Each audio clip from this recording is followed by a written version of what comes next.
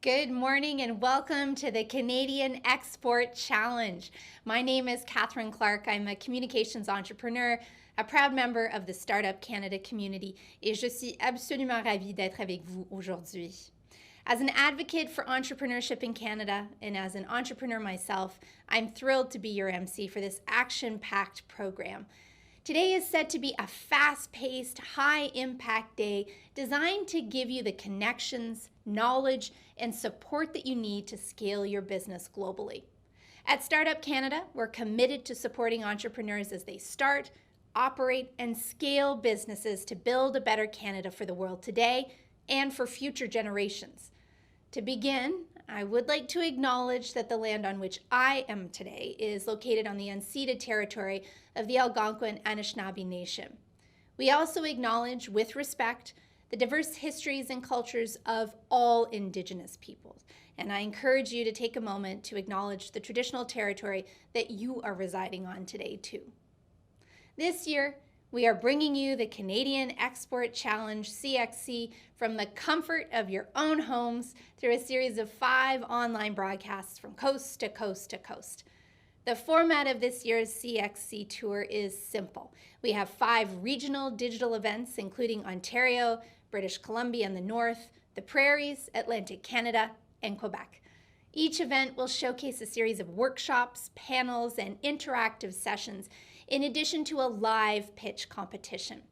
Regional winners in the startup and scale-up pitch competition categories will then move on to the grand finale taking place on October 20th, 2020.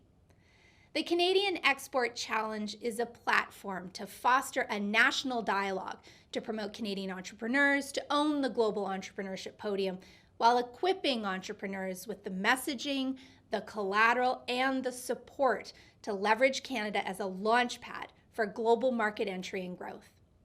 This year's events are powered by Google, and they're presented in partnership with co-presenting sponsors UPS, Export Development Canada, and the Trade Commissioner Service, with our national partners Scotiabank, MasterCard, CIPO, OSME, Mitax, and Innovation Canada, along with a network of incredible program partners.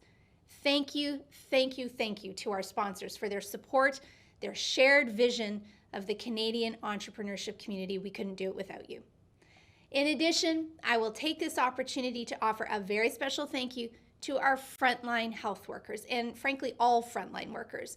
And we also want to thank those who support them. We offer our deepest gratitude to those risking their lives to save ours across Canada and around the world.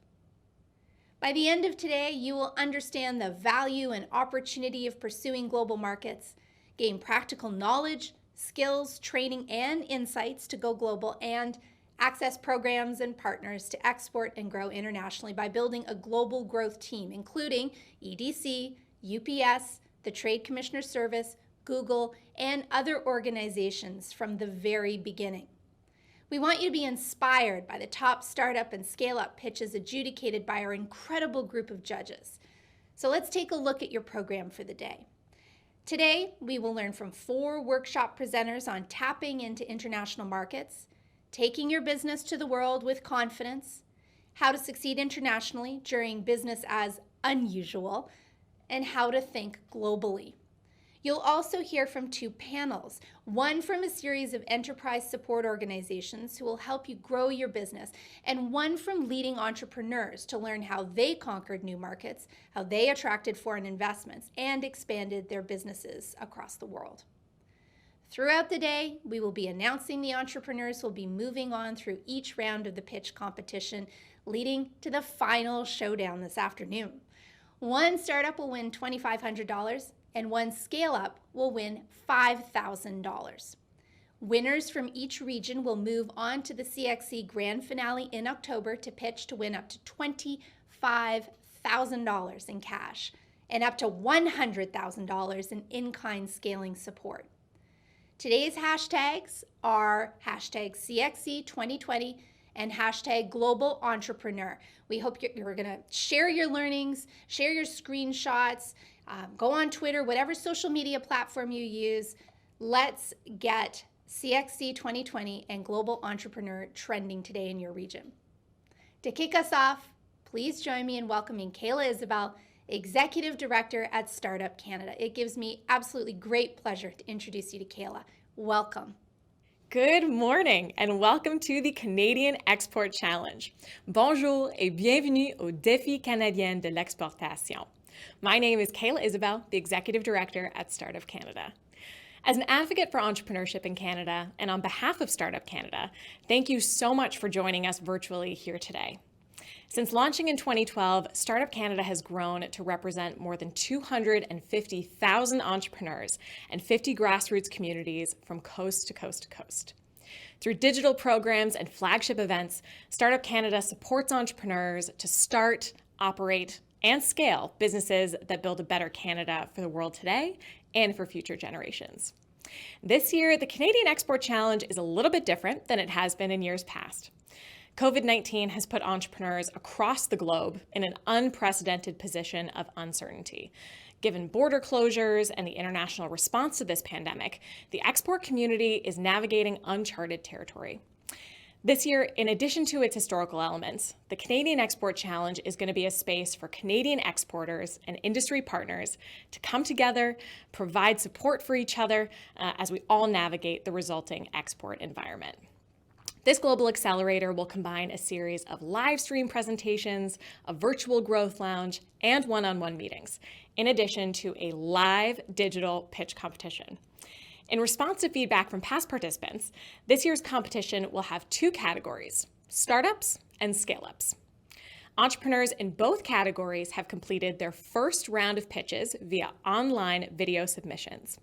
Video pitches have been adjudicated by an esteemed group of national judges, and soon we will announce those that are moving on to the semi-final round, where they will be pitching this morning live, while the rest of us have an opportunity to hear from some amazing speakers. Then, once all second round pitches are complete, this afternoon the finalists will be announced and have the opportunity to pitch on the main stage here in front of all of you. In each region, entrepreneurs will be pitching to win $5,000 in the scale-up category and $2,500 in the startup category, as well as a chance to win up to $25,000 and an additional $100,000 in in-kind scaling support at the grand finale on October 20th. We hope that all of Canada's best and brightest budding entrepreneurs take full advantage of today's opportunities to connect and learn from Canada's global expansion support providers, gaining privileged access to market intelligence and a partner network to help them grow. Now for some light housekeeping.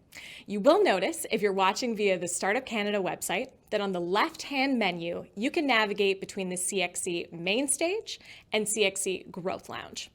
On the main stage, you will hear from presenters, subject matter experts, learn from entrepreneurs in your region, hear the final pitches, and learn who the winners are. In the Growth Lounge, you'll have the opportunity to have your direct questions answered live by our partners, similar to a trade show booth. Use the comment section to ask away, and they will help you find the answers you need to go global. Want to have a closed conversation with any of our partners? You can book a 15-minute one-on-one meeting by clicking the button under the chat and finding a time that works best for you today. Don't forget that you can easily add closed captioning in both French and English by using the CC button at the bottom of the YouTube video. Click Settings to toggle between the various languages. Now, before we kick things off, I just want to say good luck to all who applied, and to those tuning in, we hope you leave today with some valuable insights, new connections, and new tactics to implement into your business. I would like to introduce the Honorable Mary Ng, Minister of Small Business, Export Promotion, and International Trade, to deliver opening remarks. Hello, everyone. Bonjour à tous. I am so excited to join you virtually today for Startup Canada's Canadian Export Challenge. Throughout the month of September, Startup Canada will be virtually traveling to every region in this country for a one-day Global Accelerator event, with the goal of helping Canadian businesses get export ready and to recover from COVID-19, something that we are both working hard to accomplish. Throughout the day, entrepreneurs and innovators will be participating in workshops, panel discussions, and listening to keynotes delivered by industry leaders, gaining invaluable networking opportunities. And of course, the highlight will be Startup Canada's Canadian Export Challenge Pitch Competition. Je sais que vous avez toutes des idées innovatrices qui ont le potentiel de résoudre certains des problèmes les plus urgents auxquels nous sommes confrontés au Canada et dans le monde entier. COVID-19 has caused incredible uncertainty, and that's why my work internationally has been squarely focused on creating more stability and predictability for businesses when it comes to exporting and to trade. Why? Because you can rely on predictable, rules-based international trading system. When you can do that, you can take the steps you need to grow. All of you, as innovative entrepreneurs and exporters, have a crucial role in Canada's economic recovery. Your success is Canada's success. Our government is here for you every step of the way, from the Trade Commissioner Service to Export Development Canada to Business Development Canada to the Can Export Program. You can access advice, local contacts, and funding to support your growth and expansion on the international stage. To all of today's participants, I wish you a fantastic Global Accelerator session. And to those participating in today's pitch competition, best of luck. Now I'm delighted to present the spectacular series of workshops hosted by our co-presenting partners today. We'll learn more about tapping into international markets and navigating the complexities around the changing export environment during the COVID-19 pandemic. Let's welcome today's workshop presenters. First, we're going to hear from Gopi Kalayal, the Chief Evangelist at Google. Gopi works with Google's largest customers and the sales team to help transform the customer's business around the consumer experience, with digital as the primary driver. Next on the agenda, we'll hear from Paul Gaspar, Director of Small Business at UPS. Paul is responsible for educating and informing small businesses about the customized services, technologies, and innovations available to them at UPS. He works with a team of small business ambassadors to educate the small business ecosystem on how to better leverage UPS tools to help them grow and expand both domestically and internationally. The third presenter you'll hear from is Emiliano Introcaso, Export Advisor at EDC. Emiliano works with manufacturers and exporters looking to increase their global growth by providing them with support and guidance in all things export. Emiliano is one of the export advisors at Export Development Canada, a certified international trade professional trainer by the Forum for International Trade Training, FIT, and an International Chamber of Commerce registered trainer on Incoterms 2020. We hope you gain great insights about what it takes to go global in this growing digital economy from these subject matter experts. And now, over to Gopi to kick off our series of workshops. Thank you, Catherine, for that warm welcome. Thank you, Minister Ng and Kayla, for your opening remarks. It's such a pleasure being here with you virtually for the Canadian Export Challenge in the Prairies. My name is Gopi Kalayal. I'm the Chief Evangelist for Digital Transformation and Strategy at Google. And I'm here to tell you three things. First of all, congratulations on starting a company and trying to grow it globally. Congratulations on all of your success so far. Second, even as you find success in the Canadian market, there's an even bigger opportunity waiting for you outside of Canada, the large global international markets. And third, going on the web, going online and reaching that market is the fastest and easiest way to do it. And to illustrate that, I want to share with you a story. It's a story of a company in Canada called Leywines.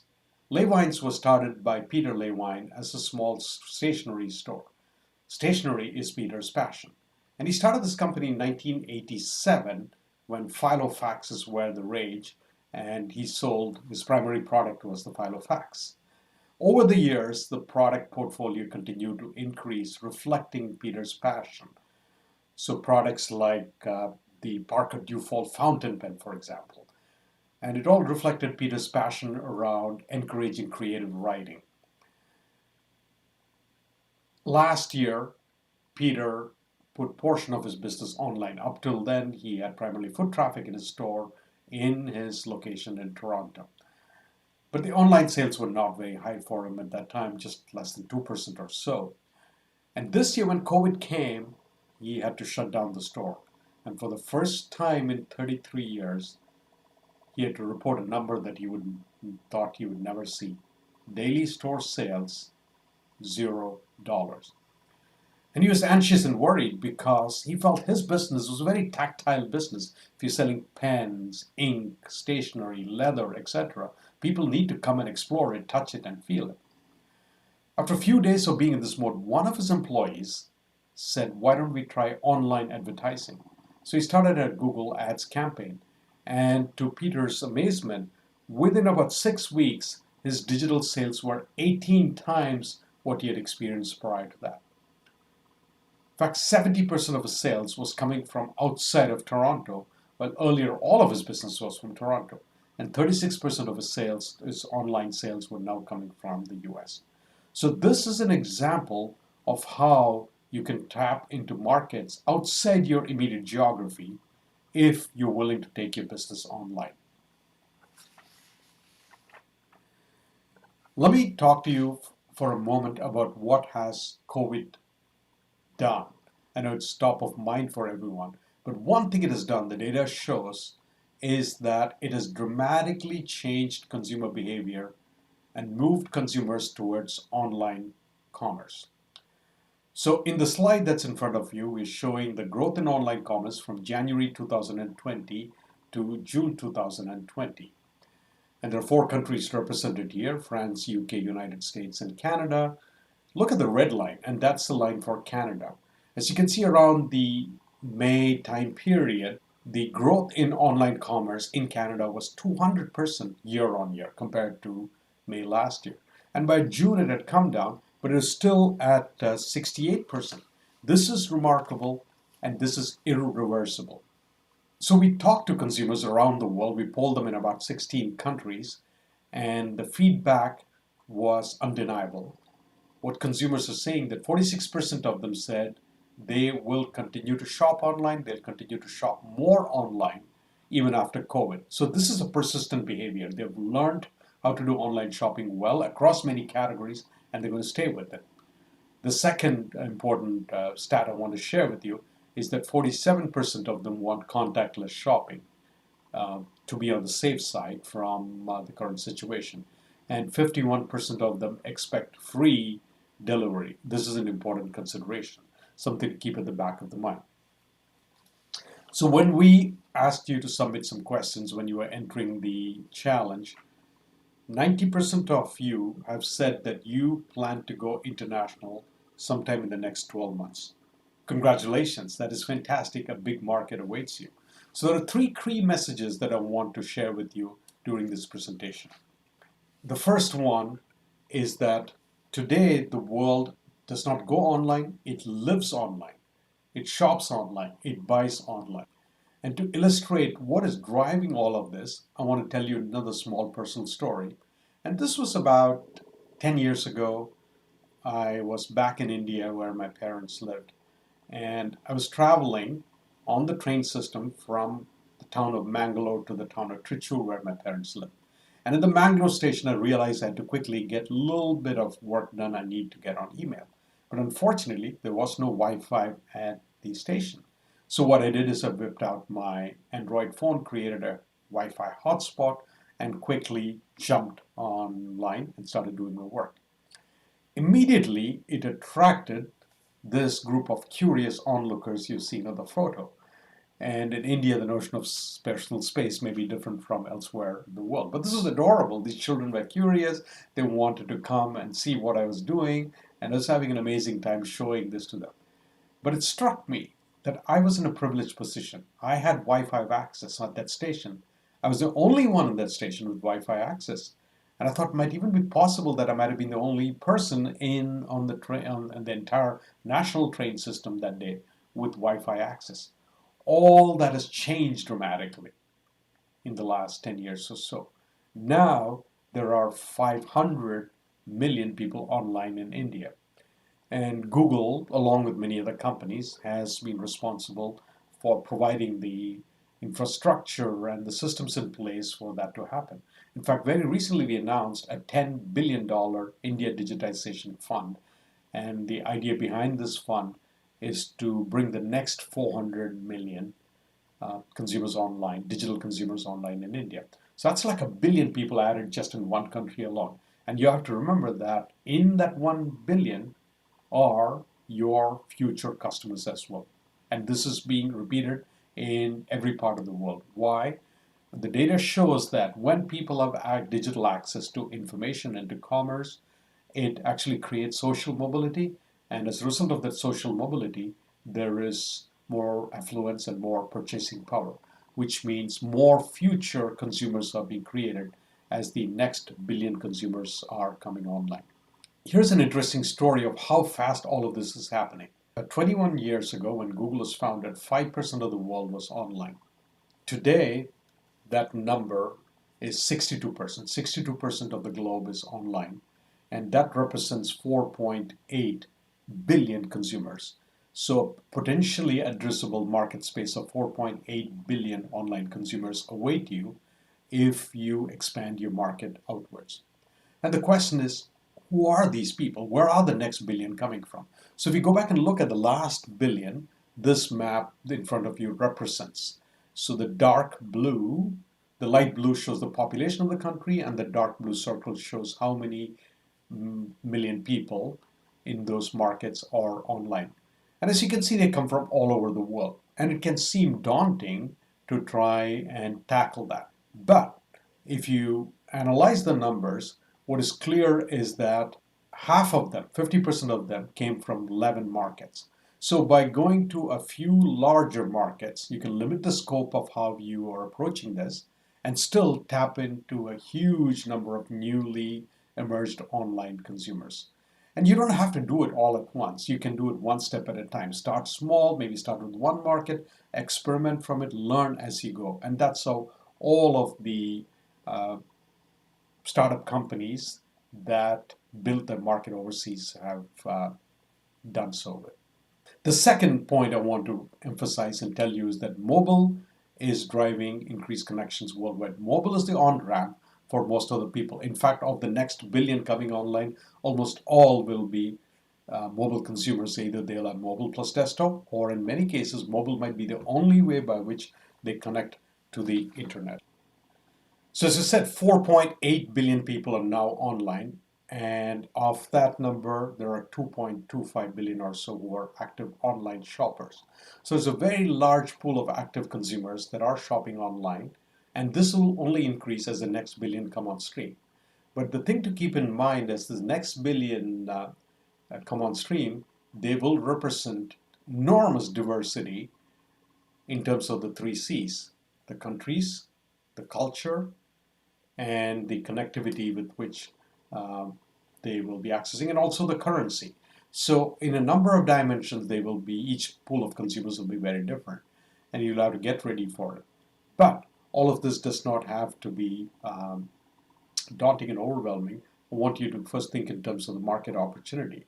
In fact, I know you've looked at the Canadian market, it is close to you, understand it well, but the market outside globally is much larger, and also the cost of acquisition of acquiring those customers is much less. In fact, when we look at the data of existing advertisers in Canada, 39% of the clicks for Canadian advertisers actually come from outside Canada, and that is an indication of both of the size of the market and the type of demand that exists for your products and services outside of the Canadian market.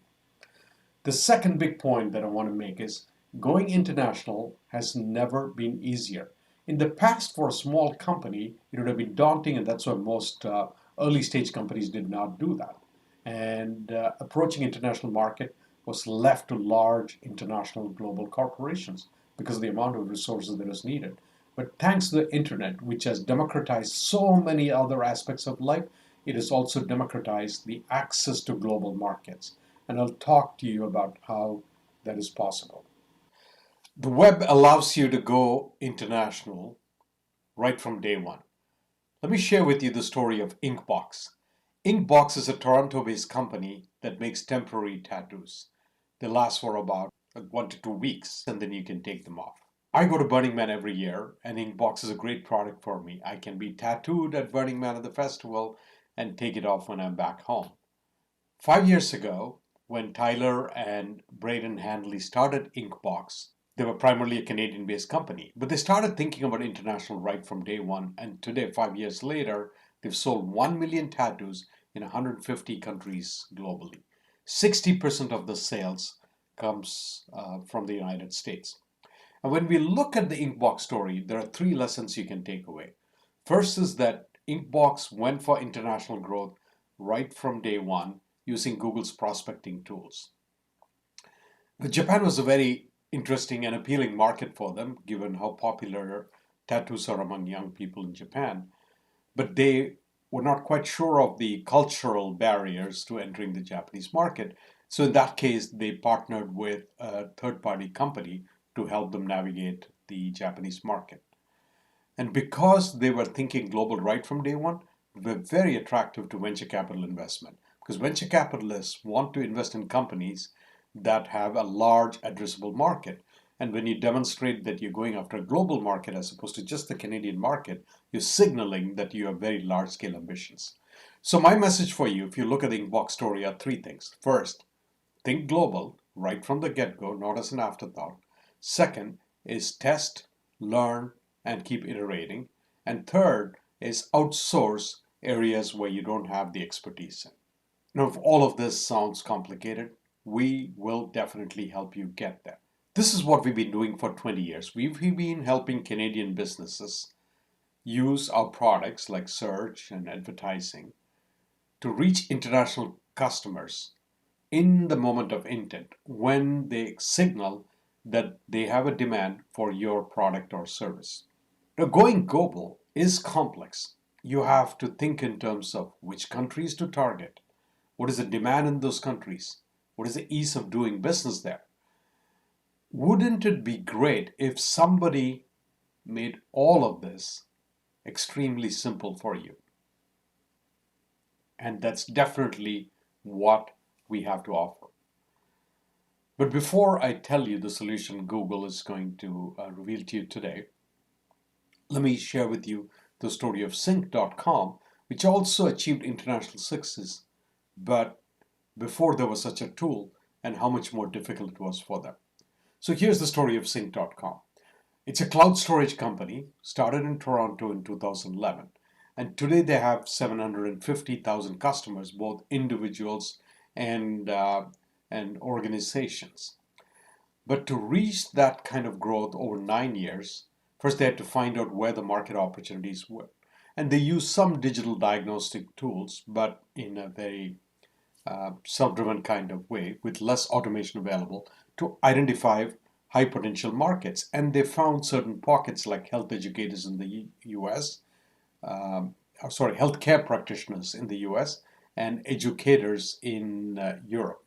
And then using Google Ads, they targeted them and were able to reach them successfully and grow the international markets. And as of now, 30% of the revenues comes from outside of Canada.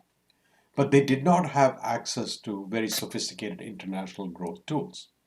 So I'm delighted to introduce to all of you a new tool for export that we just launched in Canada to make all of this easy for you.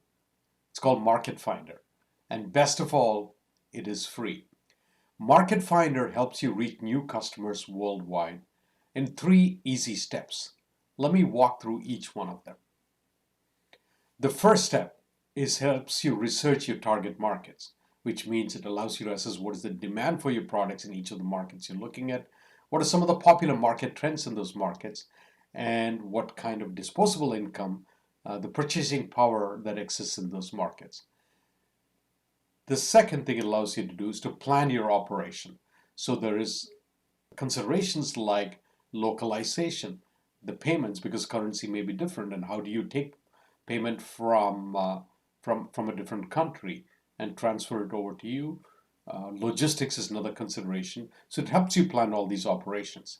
The third area that Market Finder helps you is it helps you think through your marketing strategy, how to market your business. So what are your marketing strategies, what your advertising solutions should be, and even guidance to developers, your developers, on how to redesign the user interface so that that particular market can access and do business with you.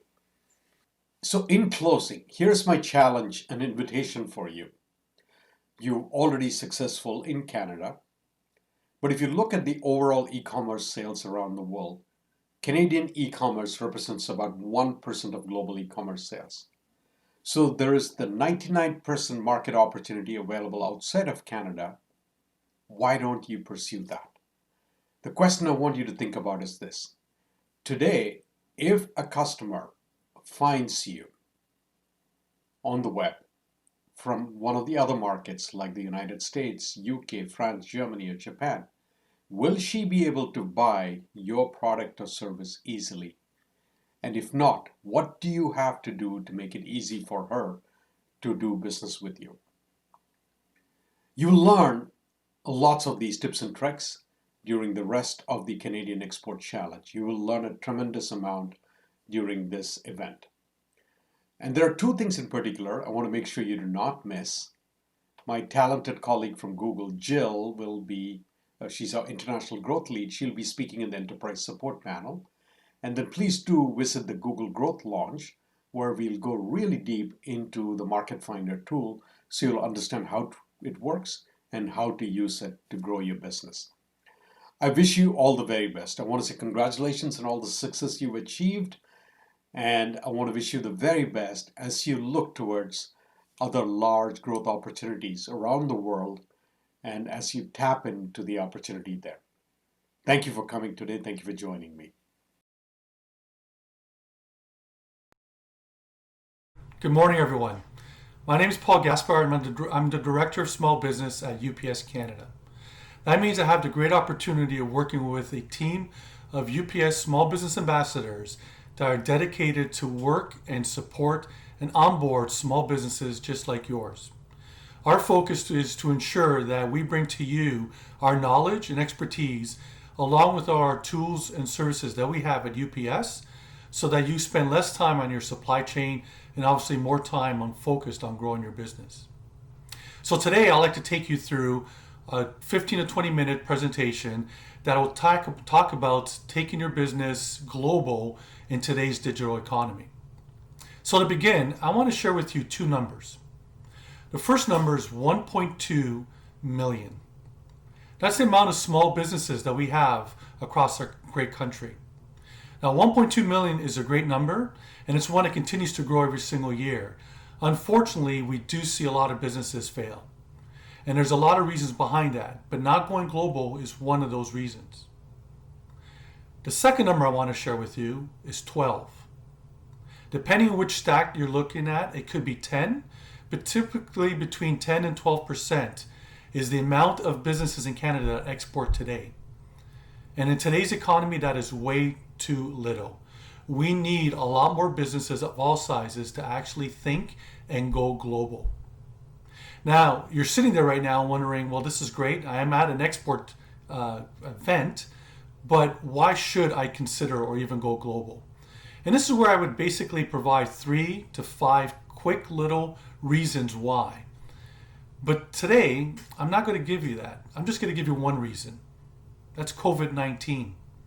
COVID-19 alone is an important reason why businesses of all sizes, including those that are considering starting up and getting their products to market, to consider the opportunities of taking their products globally in today's digital world.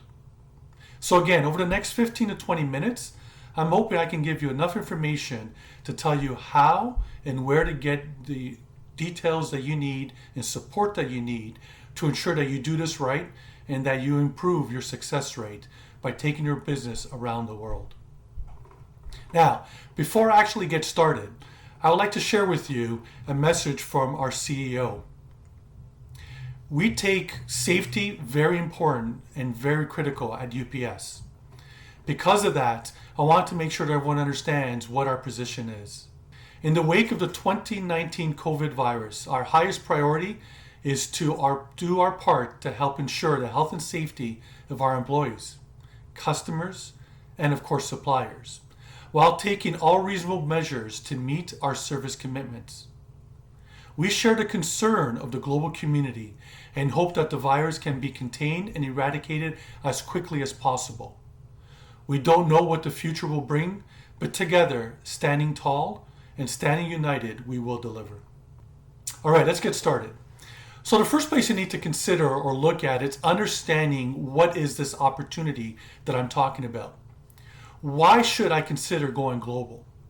Well, I can tell you that over the next 15 to 20 years, 80% of the economic growth is coming outside of North America and Europe. Think about that. 15 years of straight growth coming outside of North America and Europe. Doesn't mean that we're not growing. In fact, we are. We're doing great as a nation. But the greatest amount of growth is coming from emerging markets, where there's over 500 million people already today spending $20 trillion a year.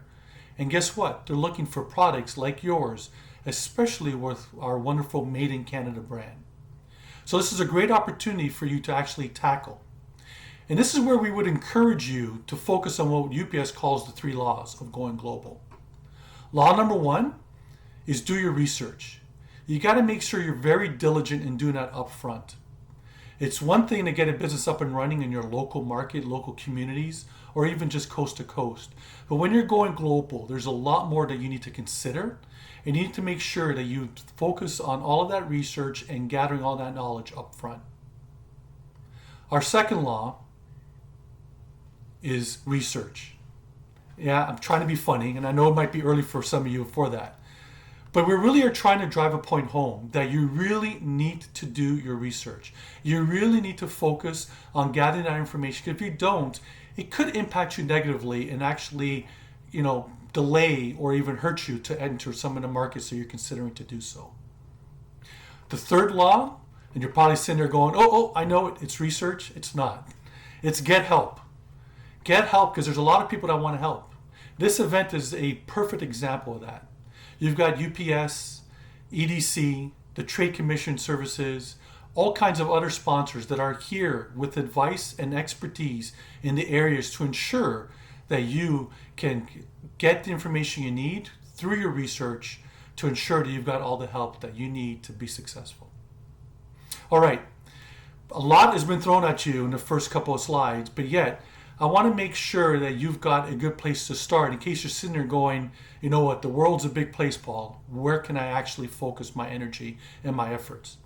And I would tell you that the first place you should focus in, if you're not sure where to go, is to look at all the free trade agreements and territories that we have relationships with because of the great job our Canadian government has done. Canada has 14 free trade agreements in force today, and that includes CUSMA, which has been ratified and put into force on July 1st of this year. There's so many opportunities, and why should you focus in these areas first if you really don't know where to start? Because these are territories and countries that basically have opened up their arms to Canadian business and said, you know what? I want you to do business in my country, in my territory. And I'm going to make it easier with less red tape and less costs for you to actually do that. So again, if you're not sure, starting with those areas is probably a good place for you to do so. With that being said, I want to focus on a couple of them that are recent ones. For example, CETA. CETA ensures that with the European Union, the majority of countries that are part of this provide 500 million people for you to tap into and target. 500 million people that you can do business with. And the most important thing that you'll see on the slide is the bottom portion of it that shows that up to 98% of duties and taxes have been eliminated with this agreement. 98%. Chances are it's now not just easier, but less costly for you to actually find customers and sell to into the customers that are part of CETA in the European Union. A great opportunity for you to focus on. Now, if we go to the other side of the world, we've got CPTPP. Here we've got 10 other ratifying members, including Canada, making the 11th. And again, another 500 million people that you can tap into And on this agreement, up to 95% of all tariffs have been eliminated.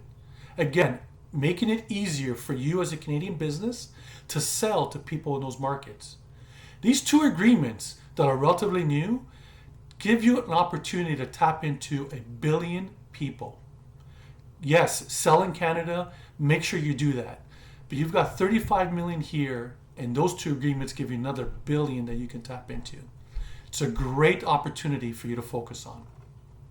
Now, I tell you all of this, and you're probably still sitting there saying, Paul, you know what, this is a lot to digest, and I really don't know where to start. Do me a favor, throw me a bone. Where can I actually focus on initially if I really don't know where to go to? And this is my advice, and strictly my advice. I would tell you to look no further than south. The US is our largest trading partner, and there's a lot of reasons for that. Obviously, because of where we're located is one of the greatest reasons behind the great history of our trading success. We had NAFTA, and now we have CUSMA, a new agreement that also makes it easier for you to actually support your business and to compete in the US market. But there's so many other reasons that I can actually spend an entire day talking to you about. But just realize that because we speak the same language, we do business the same way, our cultures for the most part are relatively the same. Those are just some of the reasons why it's probably easier and a good place for you to focus on. However, all that being said, what you'll notice on the slide is the number one reason why I think you should consider the US. And that is the de minimis rate. If you're not sure what the de minimis value is or what that even means, that is the amount that you can actually export a product into the US and not require formal entries and pay any duties or taxes on.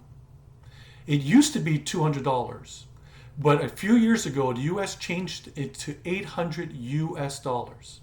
You factor in our exchange rate, that's almost $1,000 Canadian that you as a Canadian business can export products into the US, and for most products and services, not have to worry about paying any duties or taxes or have a whole bunch of paperwork to do. It's become a level playing field for you to compete with any competitors you might have south of the border. In case you're wondering what the de minimis is into Canada, it was $20 before CUSMA. It was increased to $40. So you can see the great advantage that you have still with CUSMA going into the US with the de minimis. And you should take the opportunities to jump all over that if you can. Now, I can spend all day talking about all the great reasons why you should go global. But to be fair, I need to tell you about some of the negative things that you need to focus on, because if you don't, it's going to be a problem and it's going to impact your success. One of those areas is customs and regulations. We see with customers of ours every single day making mistakes, not having proper paperwork, not having the right paperwork, just doing things wrong because they didn't educate themselves. They didn't do that research, they didn't get the help to make sure that they know exactly what is required to export their products out of Canada and import it to the countries of their choice. And you need to make sure that you do that right.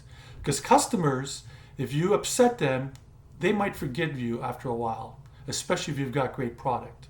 However, customs officials, they've got long memories. And I'm telling you, you do something wrong, even if it was accidental, they don't know. They'll think you're trying to circumvent the system somehow, and they're going to keep an eye on your business and make it a lot harder for you to continue to operate in whatever market it is that you made that mistake. So make sure you do the right thing and get the help that you need. On the screen right now at the very bottom, you should see a very complicated URL. But another way to find this specific CBSA website is just to Google search CBSA SME Toolkit. If you do that, it'll take you to the exact same page as well too. And the great thing about this page is that the CBSA has created a few tabs that pretty much tell you everything you need to know with information or links to other pages on what is required from an import perspective and from an export perspective. Again, a great resource of many that you should be focusing on, especially when you're getting ready to move your goods. Another place that you can focus on is with your actual partners.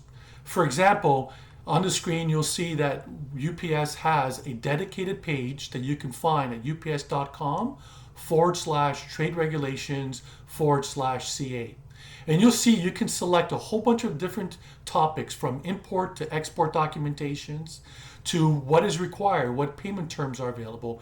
Basically, everything you need to know that we constantly keep updating for you so that you can ensure that you are keeping your information fresh.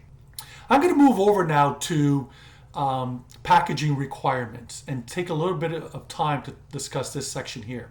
Packaging requirements are critical because first of all, you need to understand there's a huge difference between freight movement and a difference between courier movement. When you're looking at freight movement, I can tell you that you can palletize your products and you can actually ship your products on skids and not need the same amount of packaging. As soon as you move products through a courier environment, you need to make sure your packaging can make it through the courier environment.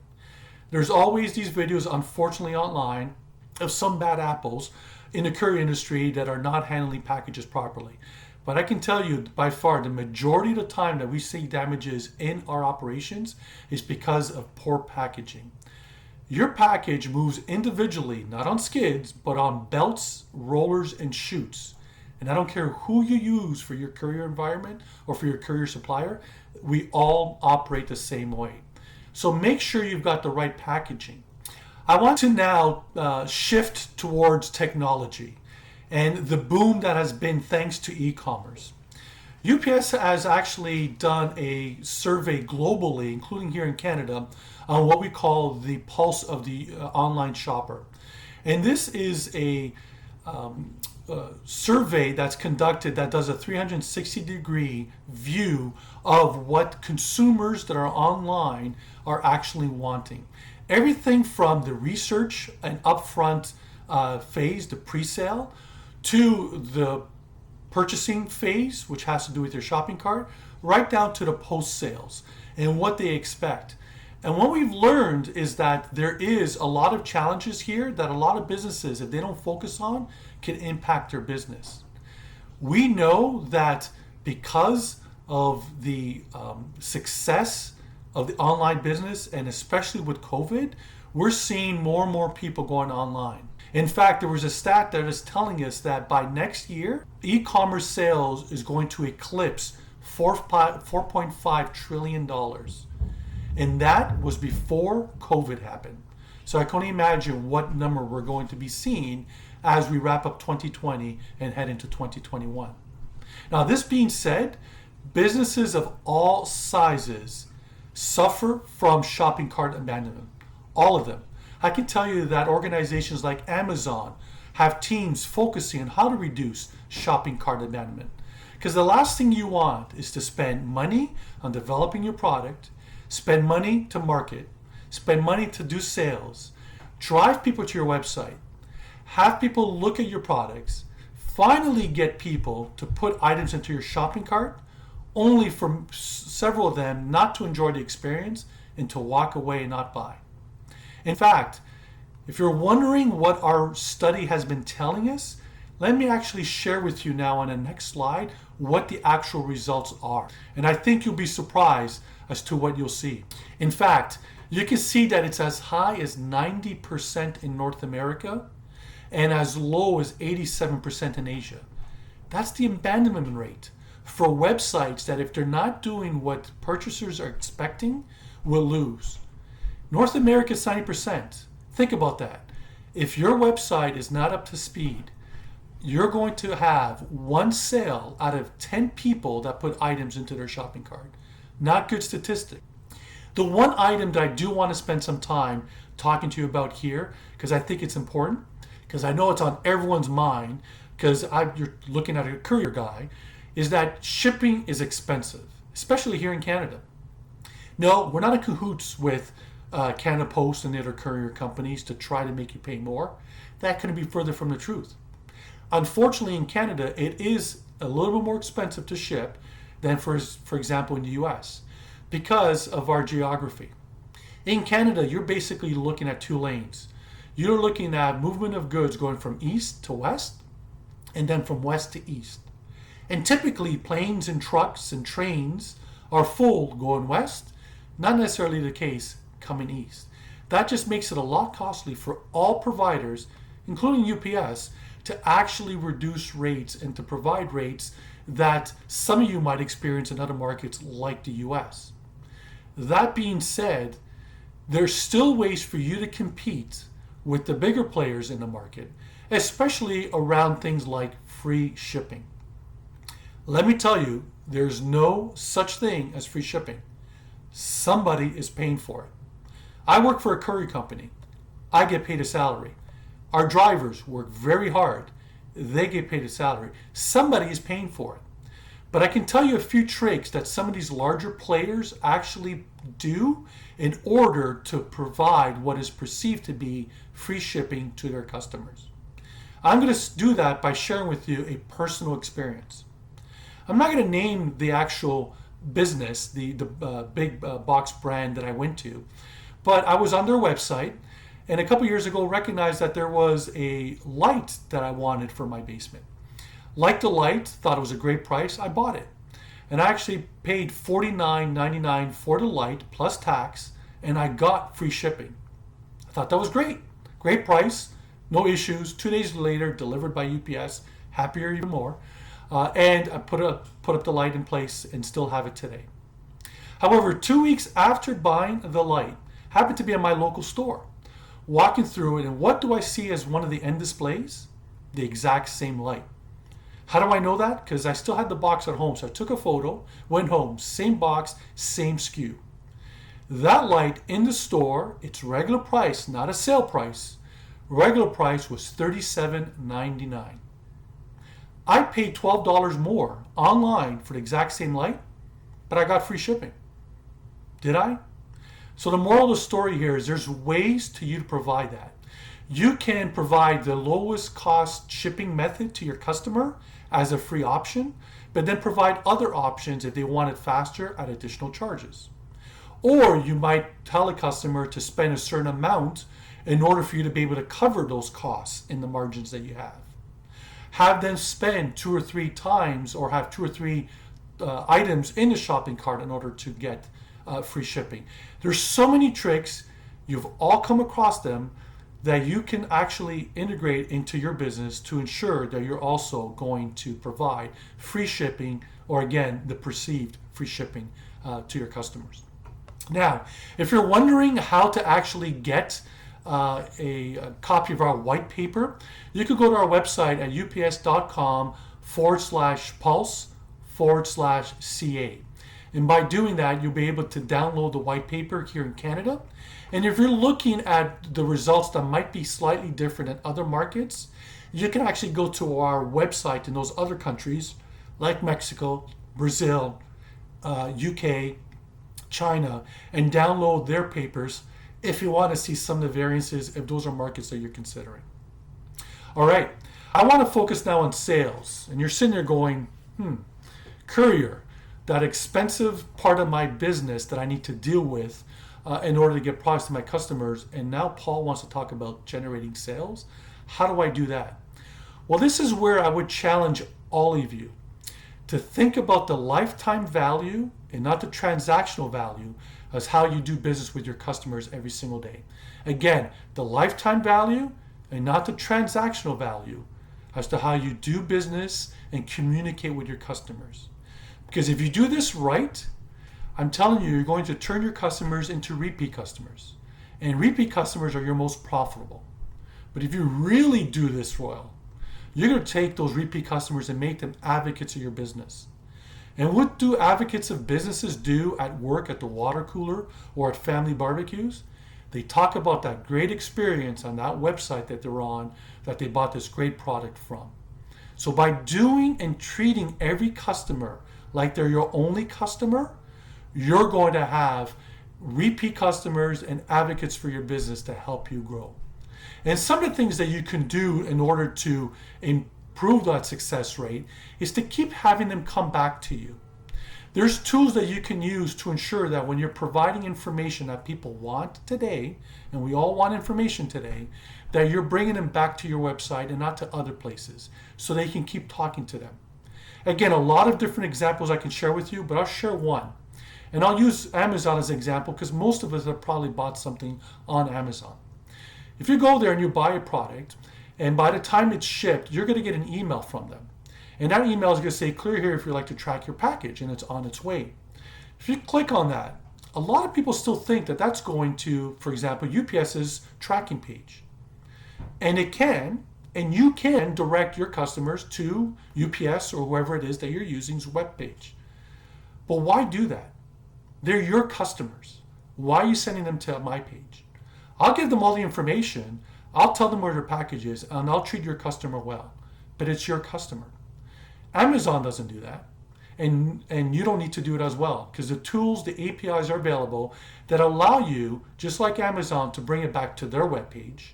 Share with the customer on the left side of the screen all of the tracking information that's available for that package. But on the right side of the screen, you can sell to them. For example, hey Paul, those shoes you just bought in size 10 in black, we got them in brown, and if you buy them now, we'll give you 20% off. It's an opportunity to generate sales while you're dealing with the post sales of an existing customer. A lot of that can be done through the logistics component. Again, I wish I had more time, a lot more tricks. Perhaps we can talk and I can give you more examples during the Growth Lounge after this presentation. So I wanted to share with you something we're excited about, and it has to do with distribution. UPS has a dedicated e-fulfillment solution in Canada and the US for small businesses. Yes, for small businesses. We have a warehouse in Burlington, Ontario, and in Calgary that cover both East and West, where you can use both or one to actually satisfy your customers' needs in getting their products faster and to save you money at the same time. The great thing about this is, once again, it's for small businesses. There are no minimums. There's no startup fees. And from what we've been told from our customers that are utilizing this service today, they love it, saves them headaches, saves them time, and improves customer satisfaction. How does it do that? The example on the screen shows you that if you're based in Toronto and you've got a customer in Vancouver, to place that order and to ship it, even ground, it's going to take 4 days for that customer to get the package, and it's going to cost you and or that customer more money in shipping. That same product being sourced out of Calgary for you, including the cost of fulfilling that order out of the warehouse, is going to cost less for you and your customer, and they get in half the time, 2 days. So a great opportunity to consider that. And if you want more information, please reach out to us. We'll be glad to help. The next slide you're seeing actually shows a new dedicated page that we developed because of COVID. ups.com/comebackstrong is a great place to get more information regarding our e-fulfillment or a whole bunch of other solutions that we have that we want to ensure is dedicated to support startups and small businesses. So if you have questions, please go there or reach out for us. We'll be glad to actually help you along the way. The last thing has to do with an offer that we have thanks to Startup Canada. If you go to Startup Canada's website and actually find a partners section, you'll find our logo. And by clicking through there, you'll be able to, thanks to Startup, save 50% off. Not up to, but exactly 50% off of our shipping services, plus several other discounts for other accessorials and charges as well. So if you're starting up and you want that, there's no fees again, just a matter of signing up for that program. Our ambassador will call you to onboarding to help you, and at least you have an account ready for whenever you have those needs. That's all I've got for you right now. I want to thank you for all your time and for your attention on this presentation. I hope you enjoyed what I delivered as much as I enjoyed delivering it to you as well too. If you have any further questions, I'll be in the Growth Lounge following this. Please come visit us there, and I'll be hopefully able to answer any of your questions you might have. I hope you enjoy the rest of the day, and any of businesses that are pitching today, all the best of luck, and hope to see the finalists later today. Thank you.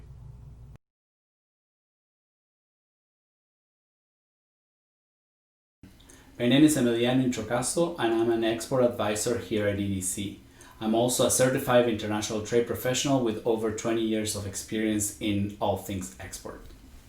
Export Development Canada is Canada's export credit agency, and we're here to help exporters take on the world. I will give you a brief overview of EDCs before getting into the material that I will be covering in today's workshop. We understand that there is a challenging time for international trade, Canadian companies, and the economy. And this is why we have adjusted our focus and flexibility to enhance our products and offerings to reflect the current needs of Canadian businesses. In response to COVID-19, the Government of Canada has temporarily expanded our mandate, allowing us to support all Canadian businesses during these challenging times, whether they sell internationally or within Canada until the end of 2021. As international trade risk experts, EDC is here to help guide Canadian businesses during these exceptional times. This is why we exist, to offer expert advice as well as insurance and financial solutions in both good times and bad. We're committed to quickly meeting the increasing demands of our customers and helping them protect their businesses. Since 1944, we have been experts in international trade, and the current global uncertainty has made our job clearer than ever. We have the solutions, flexibility, and capacity to help our customers get through difficult times. We offer specialized, up-to-date expert knowledge in economic insights to help Canadian businesses stay informed on economic activity and trends, key sectors and markets, as well as financial and insurance solutions to support the Canadian businesses. Early on in your journey, you'll find that knowledge solutions will help you make informed business decisions. Our publications, tools, webinars, international trade training, and free trade advisory services will guide you. Then, when you make your first international sale, we can make sure you get paid with our insurance solutions. And as your business matures, we can also work with your commercial banker to help you access more capital. Finally, with our large national and international network, we can help you make connections that will enable you to grow. Over the years, we had heard from companies that they needed current practical knowledge and training specialized in international trade. Training designed by businessmen and women for businessmen and women. We had a long-standing relationship with the Forum for International Trade Training, or FIT for short, and we knew that their curriculum was best in class. Back in 2017, we invested in a partnership with FIT to offer online training that touches on a wide number of elements that you must know and be prepared for when you start doing business in international markets. Topics in the curriculum go from feasibility of international trade to how to adapt your products or services for international markets, to risks to be aware of and mitigate when you sell outside of Canada, and to international trade finance, which we will discuss today and much more. Together, EDC and FIT, our mutual goal is to help you with the best practical knowledge to succeed on international EC. So in today's presentation, we're focusing on how to succeed internationally during business as unusual. And in today's workshop, I'll share content from the FIT EDC courses. I also want to remind participants that they all have received a 30% discount in your delegate package for the FIT skill courses. So why is market research so essential for your export plan? And I do want you to think about these two words, export plan. Do you have one? Here's a list of specific content sections that your plan should have. An export plan can guide your business and help your communications and organizing all of your export efforts.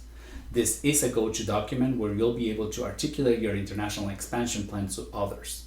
You'll be able to use the plan not only to support the internal operations, but also externally with your financial institutions, or even with government grants officers if you decide to take advantage of programs such as the CanExport program. Our friends at the Trade Commissioner Service Workshop will be able to talk more about those details. During your export plan, you'll be conducting extensive market research to help you answer the different sections of this plan. As you can see in this slide, I wanted to highlight that an export plan should include revenues and expenses to ensure that you're aware of when your company will have sales and when your company might need financing.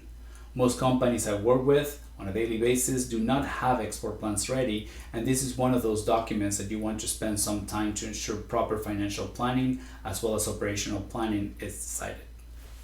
To give you an example, companies sometimes call us asking what is the best market I can export my products or what products is needed on such country. And in my responses, I guide them to the right resources to where they can actually find the information.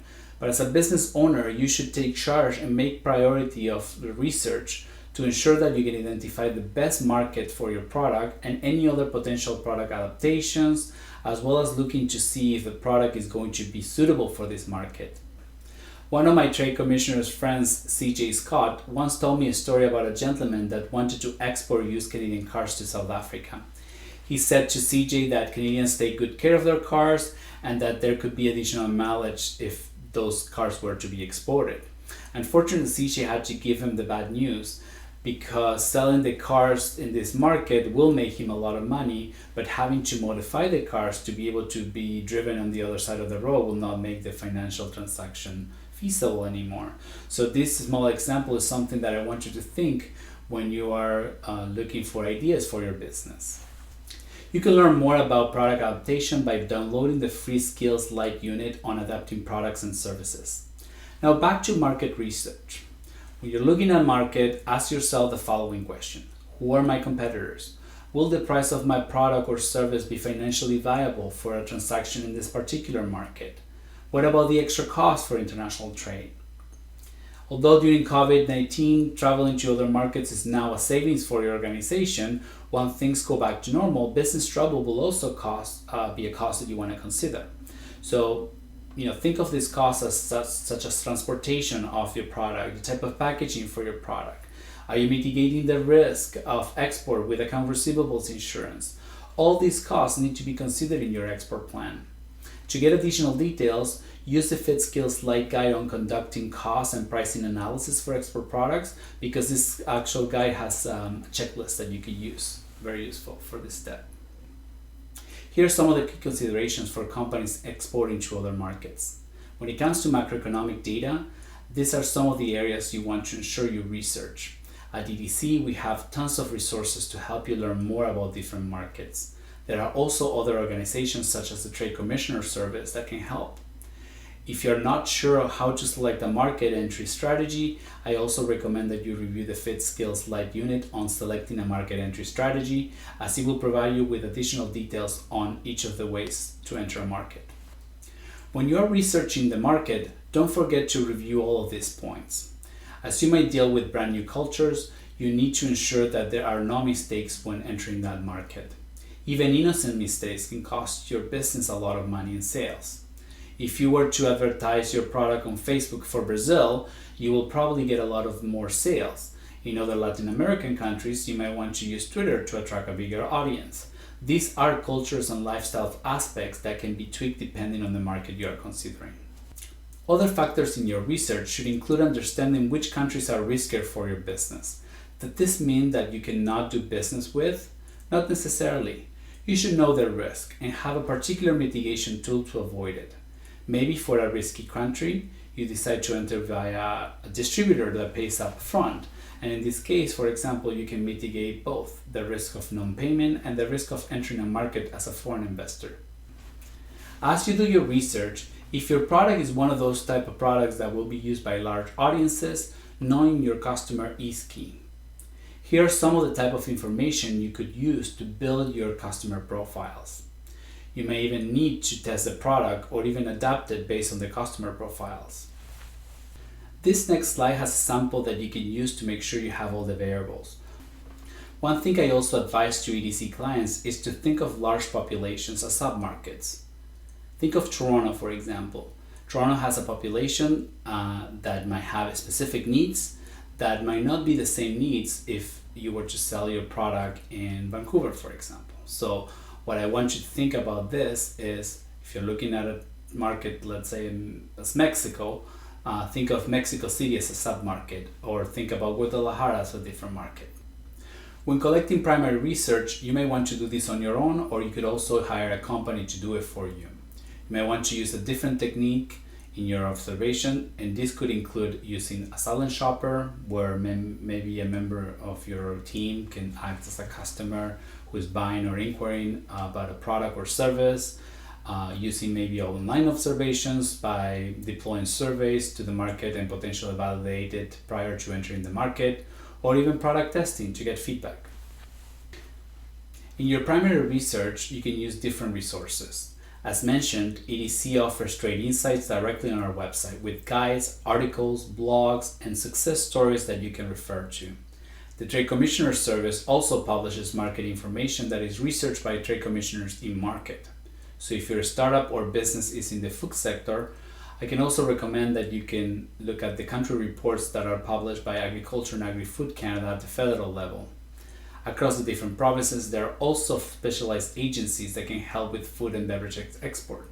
For example, in Ontario, you have the Ontario Food Export Provincial Agency that can facilitate resources to enter different markets. When looking for services from many of these agencies, you have to guess what they're going to be asking for, that export plan. And now let's take a look at other considerations that we should be thinking about entering a new market. As you all know, COVID has changed the way we all do business during these unusual times. Although borders are still open for commercial trade, visiting a country might not be accessible at this time. However, in normal times, when looking to find new customers, you can visit a country or attend a trade show or mission to get to know new clients. These are some of the costs you should consider budgeting for, but also know that grants and government programs might be available to eligible companies.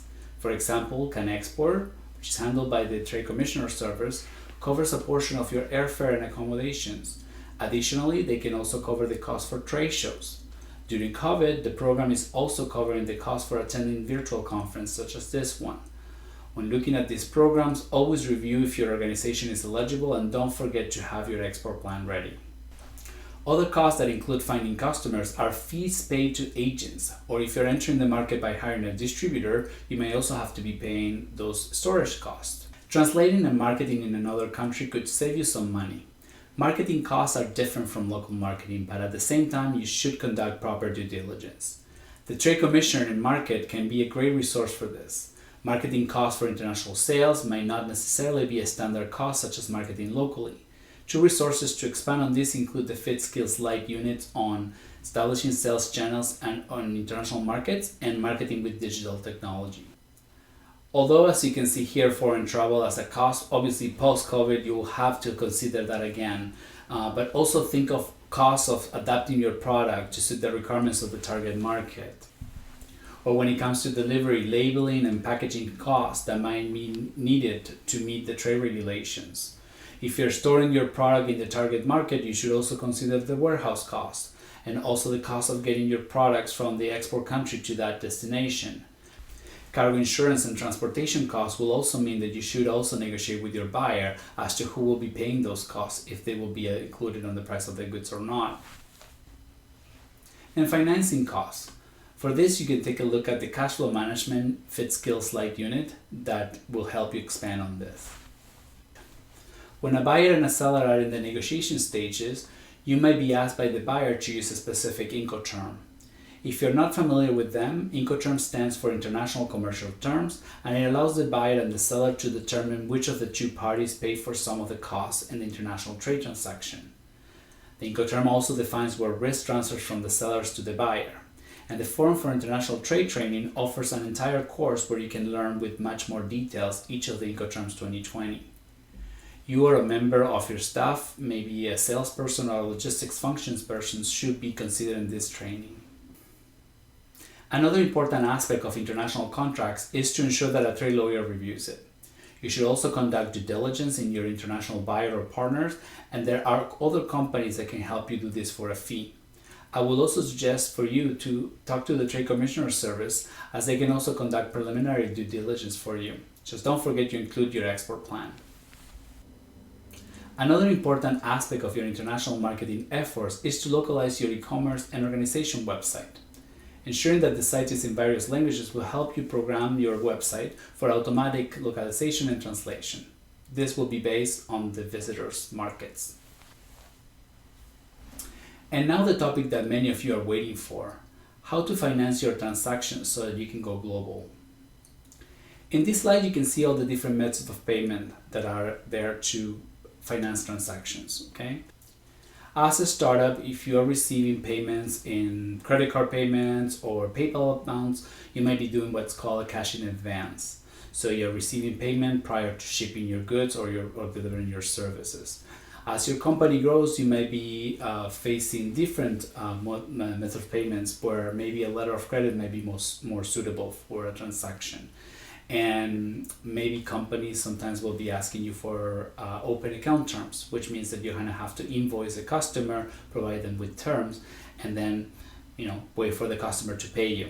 So in order for you to mitigate this potential risk of non-payment, you could use something like the accounts receivable insurance that EDC provides to ensure that 90% of your receivable is at least covered in case of non-payment. Now, how many of you have, started your company with zero money down, right? And any startup needs to have some skin in the game. This is what every, banker is going to ask you to have. What money have you put in from your own pocket, right? And if you have done that, that's great. Other companies also might have this love money, which means that an investment from your spouse or friends or even family members comes to place so that you can start up your company or continue your operations, right? Venture capitals also might not be for everyone. Usually tech companies might be the ones that will be in a good position to get funding from them. You may also be looking for angel investors, which are generally wealthy individuals or retired company executives who wants to invest with a small firm that is owned by somebody else. They're often leaders that are looking to contribute their expertise and network with other contacts, but they also have technical and management knowledge. Angels tend to finance the early stages of a business in the order of $25,000 to $200,000. Institutional venture capitalists prefer larger investments, something in the order of $1 million plus. In exchange for risking their money, they reserve the right to supervise the company's management practices, and in concrete terms, this often involves a seat on the board of directors and an assurance of transparency. Angels tend to keep a low profile, and to meet them, you have to contact specialized associations or search websites on angels. For example, the National Angel Capital Organization is an umbrella organization that helps build capacity for Canadian angel investors. You can check out their members directory for ideas of who to contact in your region. Business incubators or accelerators generally focus on high-tech sector by providing support to new businesses in various stages of development. However, there are also economic development incubators, which are focused on areas such as job creation, revitalization, and hosting of sharing services. Commonly, incubators will also invite future businesses and other fledgling companies to share their premises, as well as their administrative, logistical, and technical resources. So for example, an incubator might have the use of its laboratories so that a new business can develop and test the products more cheaply before beginning the production. Generally, the incubator's phase can last up to 2 years. Once the product is ready, the business usually leaves the incubator premises to enter in its industrial production phase. Businesses that receive its kind of support often operate within the state-of-the-art sectors such as biotechnology, information technology, multimedia, or industrial technology. Government agencies provide financing such as grants and subsidies that might be available to your business. There are federal government programs specific to exporting, such as the CanExport program. But there are also other programs that can assist the startups. So generally, you have to be matching some funds. Every provincial government also has an economic development agency, and many large municipalities may also have similar organizations. So these groups do everything from small businesses funding to programs specific to exporting, trade mission, international marketing, and more. Check out the Canadian Business Network website so that you can look for specific startup grants. Bank loans are the most commonly used source of funding for small and medium-sized businesses. Consider the fact that banks offer different advantages, whether it's a personalized service or customized repayment. So it is a good idea to shop around and find the bank that meets your needs. In general, you should know that bankers are looking for companies with sound track record and that have excellent credit rating. A good idea is not enough. It has to be backed up with a solid business plan. Startup loans will also typically require a personal guarantee from the entrepreneur. BDC offers startup financing to entrepreneurs in the startup phase or the first 12 months of sales. You may also be able to postpone the principal payments for up to 12 months. So how do you make your company attractive to lenders? The banks are the main source for funding for SMEs, and you have to prove that you're a good risk and that you can repay. Know the amount of financing that you need, and for that you would have done your budget, correct? And it's also important to show them your financial strength, if you have put in money in the business. Also show them how the funds that they're going to be lending you will fit in the overall plan. And they might also ask you for evidence of your own personal finances in case they need a collateral.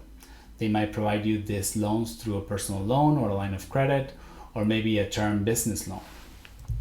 In the same way we grab an umbrella if it is going to rain in the afternoon, we should also project cash flow for our company. When you work with an employer, very easy, right? Because you have money that comes into your account, and usually if you don't have enough money, you use a credit card until the next cycle. But in the same manner, your investors and banks will want to know how much money you are going to be getting and when you won't be getting the money. And projecting your cash flow is key. You can show the cash flow statement to the banks and the investors so that you can plan for those red times and also be in the black when you have those sales. As an exporter in Canada, you need to make sure that you mitigate your risk. And using the services of the Trade Commissioner Service or Export Development Canada can help you continue taking on the world.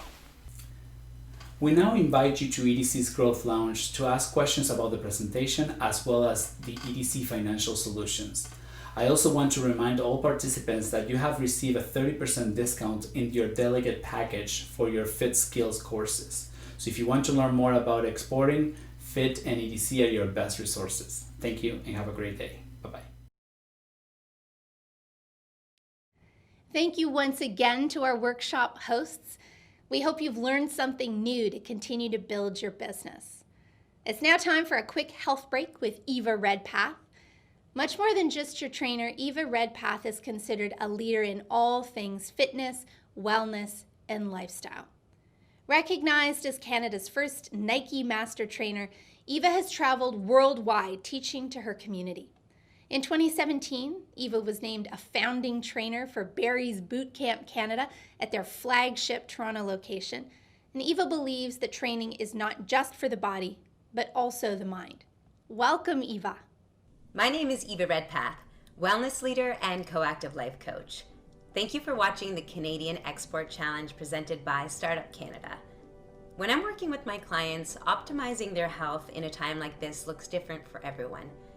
Today, I wanted to share with you my tips in regards to upgrading your behaviors through your thoughts, actions, and habits in regards to mindset and movement. A reoccurring theme that I'm seeing with my clients is the fatigue that they are experiencing as viewers from the amount of video conferencing they have been doing. One of the healthy habits I have been encouraging people to have is a health break, a moment to hit reset, regroup, and refocus. Today, I'm going to walk you through some exercises you can do at any point in your workday in and around your home office. Let's start with mindset. Mindset is about leveraging the power of your thoughts to best serve you. Our thoughts can greatly influence our reality. Studies have shown that just 5 deep, balanced breaths can help shift us from a state of stress to a state more calm and relaxed. Whether or not you have a daily meditation or visualization practice, or simply just take a moment to be mindful and breathe, our mindset is arguably one of our best tools to managing stress and has long-term health benefits. I'm going to take you through what I call 4 square breathing or boxed breathing. To do this, you will turn the breath into 4 parts, making each part equal. Let's begin. We're going to do a 4-second inhale, a 4-second pause, a 4-second exhale, followed by a 4-second pause. Ready? And inhale, 2, 3, 4, and hold, 2, 3, 4. Exhale, 2, 3, 4, and hold, 2, 3, 4. Continue on with that cadence with your 4 square breathing.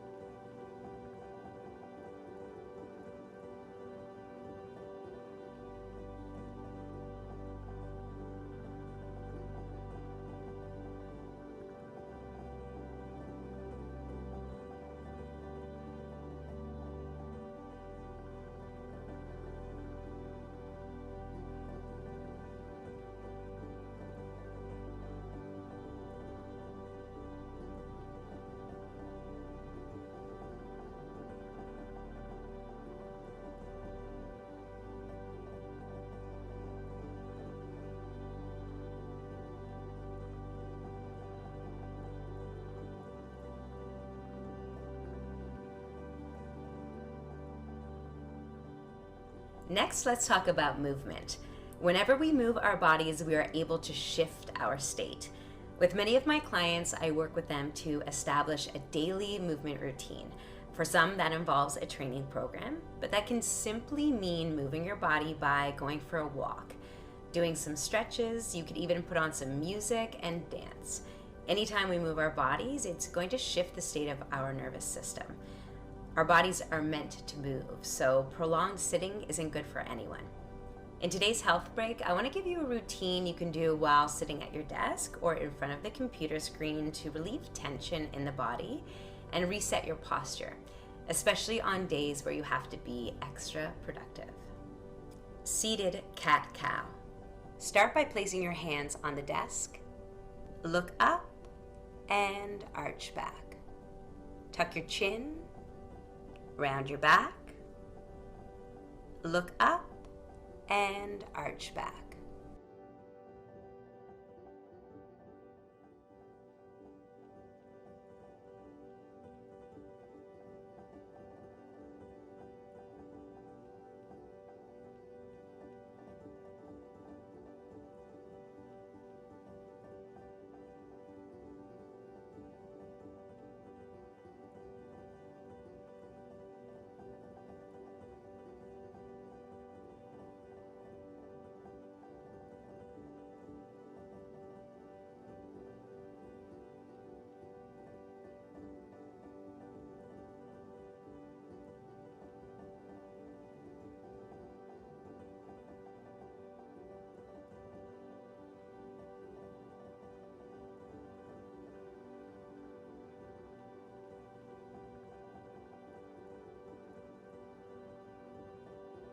Back arches.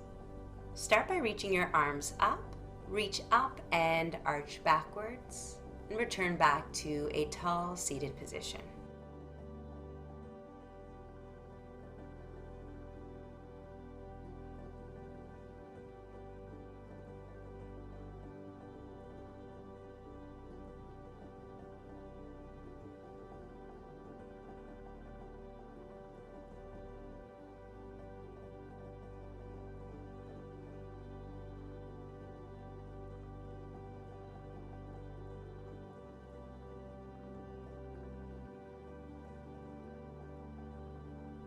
Side stretch with reach.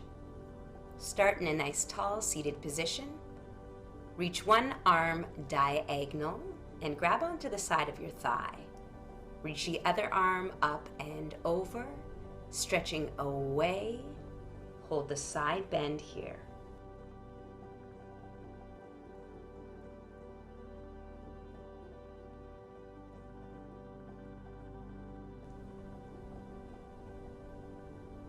Return to the seated position and reverse. Reach one arm diagonal and grab onto the side of your thigh. Reach the other arm up and over, stretching away. Hold the side bend here.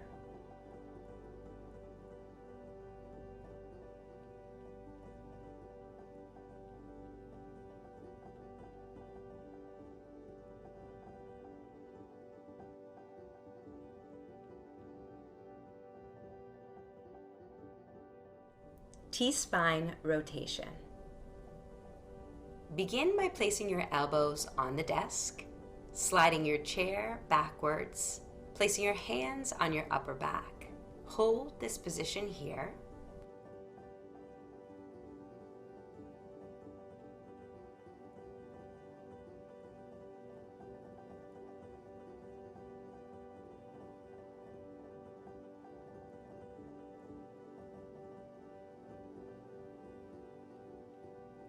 Now we're going to begin to rotate in this position, lifting your right arm up, rotate the T-spine, return back to the starting position, and rotating towards the left.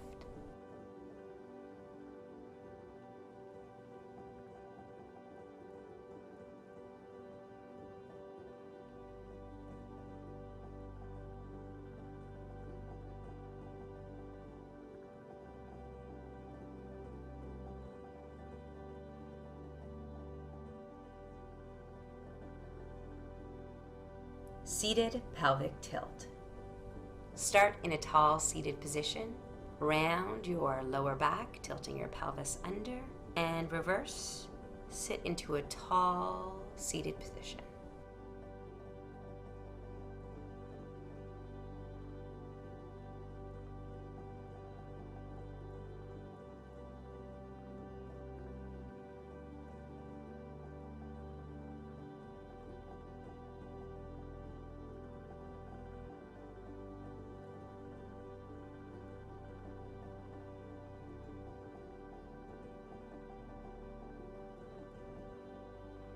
Sit to stand.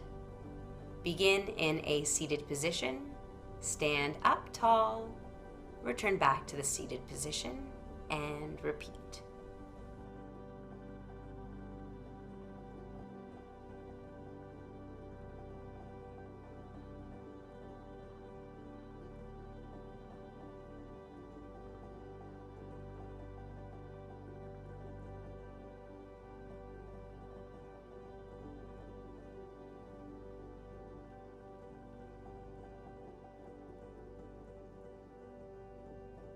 Lunge and stretch.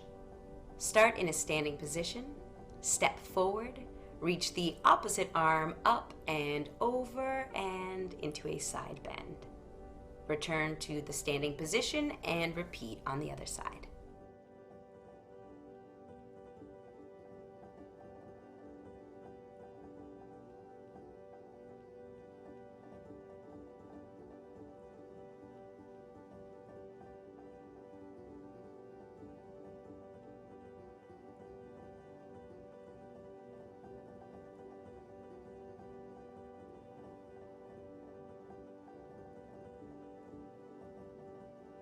In a time like this, it's all about small wins. Staying physically and mentally healthy, sticking to a routine as much as you can, and considering your behaviors through your thoughts, actions, and habits can make all the difference in a time like this. Thank you so much for joining me. I hope you enjoy the rest of the Canadian Export Challenge. You can follow me along online at Eva Redpath. Take care and be well.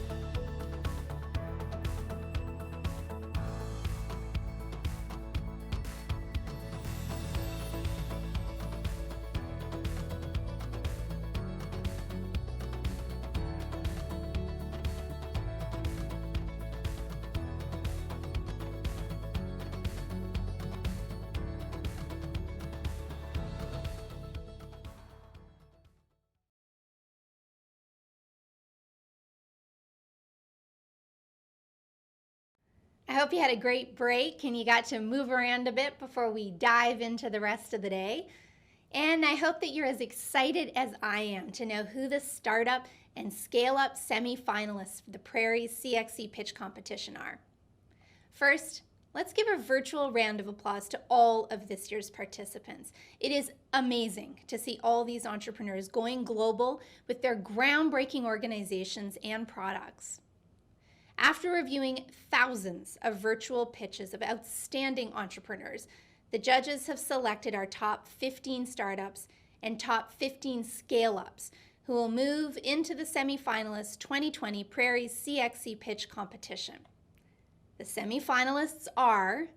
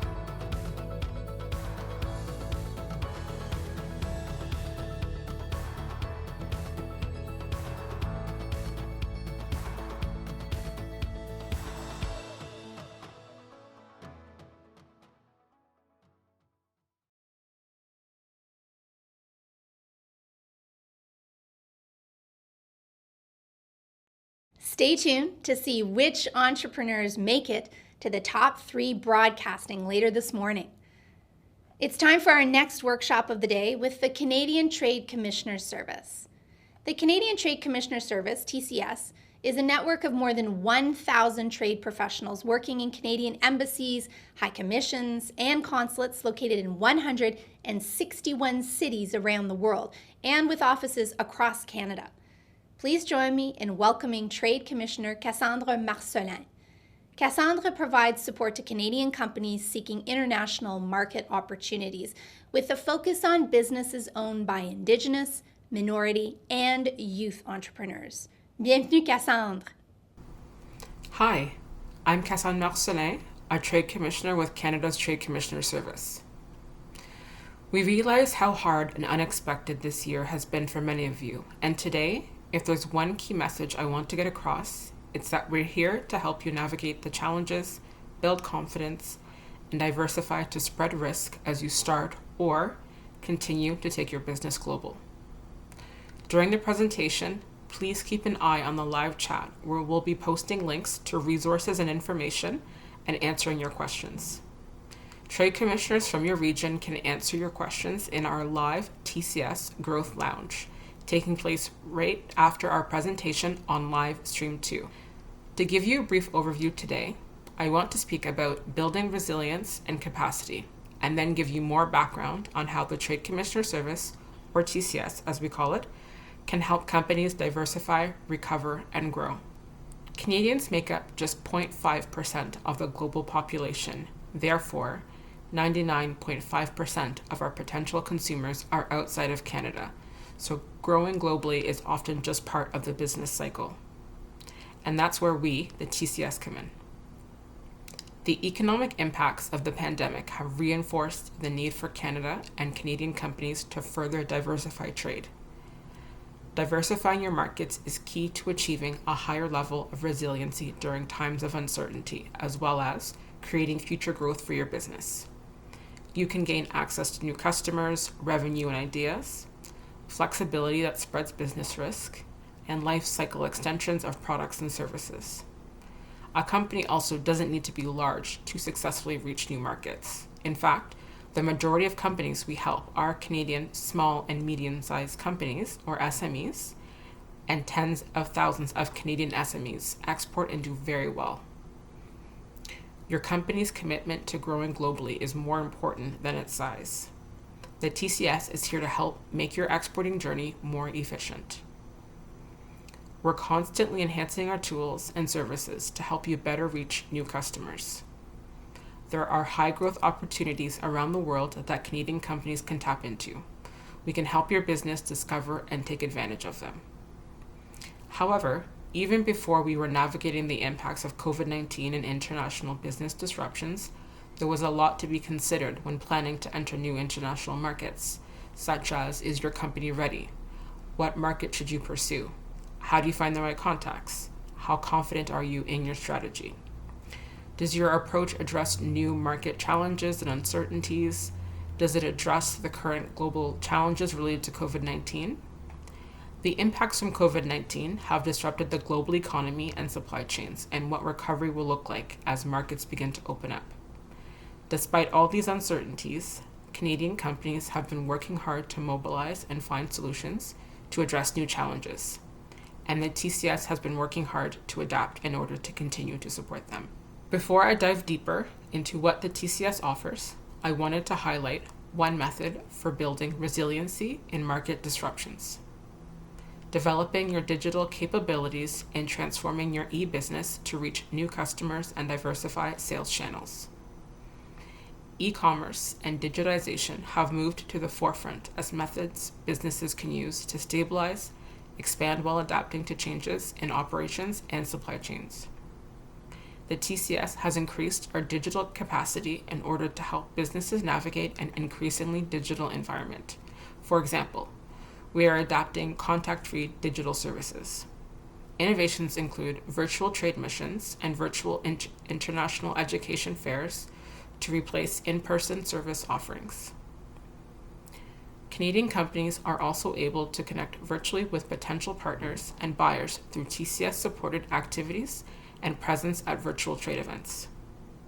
One of the TCS's funding programs, Can Export for SMEs, supports these virtual events as well as a range of other digital activities.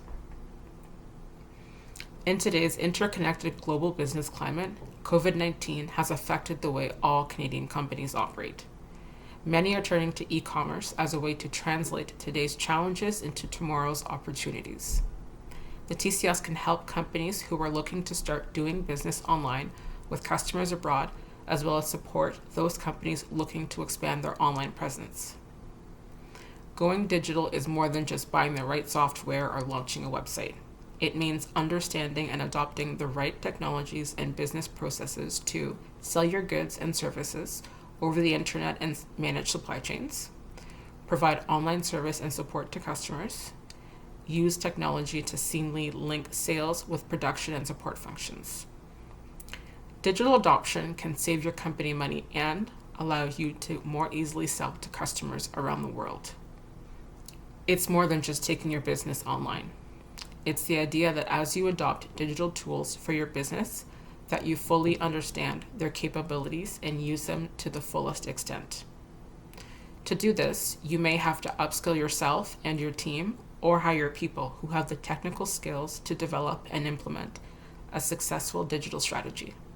To help companies, we've been hosting e-commerce webinars featuring companies like Shopify, Alibaba, and Tmall. We also have funding to help.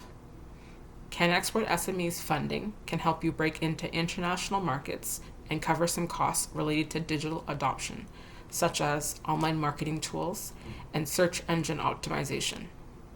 I will go into more detail on the program in an upcoming slide. As an example, here is how we've helped a Canadian IT company tap into new markets. Unify Solutions is an IT company that helps organizations such as banks and insurance companies update legacy systems. Due to COVID-19, 70% of their projects in their sales cycle were put on hold. The challenge was how to sell products and services in the midst of the coronavirus. The company was already in touch with the TCS, who helped in a number of ways. So they received Can Export SMEs funding to support international marketing, and a trade commissioner in Jakarta assisted with on-the-ground market intelligence, cultural background and context for the market, introductions to key stakeholders. This support helped Unify Solutions to meaningfully connect with Indonesian stakeholders, and they won a contract in May to modernize the framework of Indonesia's largest bank. In addition, trade commissioners in Singapore and Atlanta have also helped the company build relationships, visibility, and their business case. You can find their story online, as well as others, in the Canada Export Bulletin on the TCS website. tradecommissioner.gc.ca/CanadaExport. Our expertise and support can help you grow globally with confidence, which is even more important now. We want you to have the confidence that TCS can help you get there, and I'd like to share an overview of what we do and how we can assist Canadian companies access opportunities in international markets. Canada has had trade commissioners abroad for 125 years. We help companies grow globally through export sales, foreign investment, and other types of international commercial activity. We do this through on-the-ground market intelligence, funding programs, as well as initiatives. The key to success, and yours, is really our people. We're able to help companies expand around the world and understand local business practices because of our unbeatable team of trade commissioners. With an on-the-ground network of more than 1,000 trade commissioners serving 10,000 clients in over 160 global locations and 6 regional offices across Canada, we have an unparalleled global network that can support companies, particularly SMEs, to grow internationally. And working with us is free. TCS services are offered free of charge to Canadian companies and organizations who have meaningful economic ties to Canada, have a capacity for and commitment to internationalization, and have good potential to add value to the Canadian economy. When you're ready, and if you think you'd fit as a TCS client, your first connection should be to one of our regional offices across Canada. They serve Canadian companies, meeting and building a relationship and make sure they're ready to do business abroad. When approaching your bank for a loan, you wouldn't submit a request without a business plan. You need to do the same with your trade commissioner. If we know more about you, we can help provide you with better service. Some of the things it's helpful for us to know about your business are what is unique about your company, product, and service, who are the end users of your product or service, which country or regional market are you targeting, how do you plan to enter the market, when do you plan to visit the market. Once a client company is ready to grow internationally, our regional offices connect them with our international offices to trade commissioners working on the ground in the market.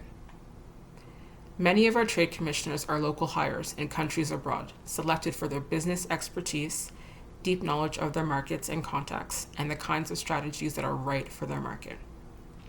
But what exactly do trade commissioners do to help you reduce risks and save time? We provide key market insights and practical business advice. This is particularly important as each country is experiencing different reopening strategies and stages and may experience evolving supply chain disruptions and closures. We also help open the door to new business opportunities globally. Leverage business opportunities through any free trade agreements Canada may have with the local country, identify qualified business contacts, and help resolve complex business problems in foreign markets.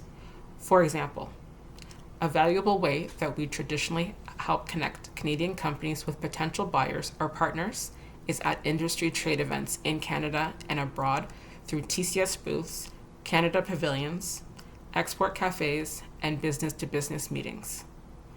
The TCS also organizes trade missions and business delegations for key trade events or business groups. These events help companies explore opportunities and connect with the right business partners and customers in new markets. However, with COVID-19, we've been shifting to offering virtual options. We can also help Canadian companies gain a competitive advantage by doing business in a socially and environmentally responsible manner, which can mitigate risk, promote innovation, strengthen your brand, and improve your bottom line. Particularly as the Government of Canada expects Canadian companies operating abroad to respect human rights, operate lawfully, and be socially and environmentally responsible. These are just a few of the ways that TCS can help you diversify your exports and export markets to make your business stronger and more resilient. CanExport provides a suite of funding programs to grow your business and access new international opportunities. We assist companies, innovators, associations, and communities. Canadian companies can access CanExport SMEs and CanExport Innovation funding year-round. CanExport SMEs helps Canadian SMEs in all sectors prepare for international markets and pursue export opportunities. The program provides between $15,000 to $75,000 per project. Since 2016, CanExport SMEs has approved over $100 million in funding to support more than 3,000 projects across Canada. I will go into more detail on the types of expenses eligible through this funding program on the next slide. The CanExport Innovation Program offers up to $75,000 in funding to assist innovators from Canadian organizations to formalize R&D partnerships with foreign partners of their choosing. The program is open to SMEs, as well as academic institutions and non-government research centers.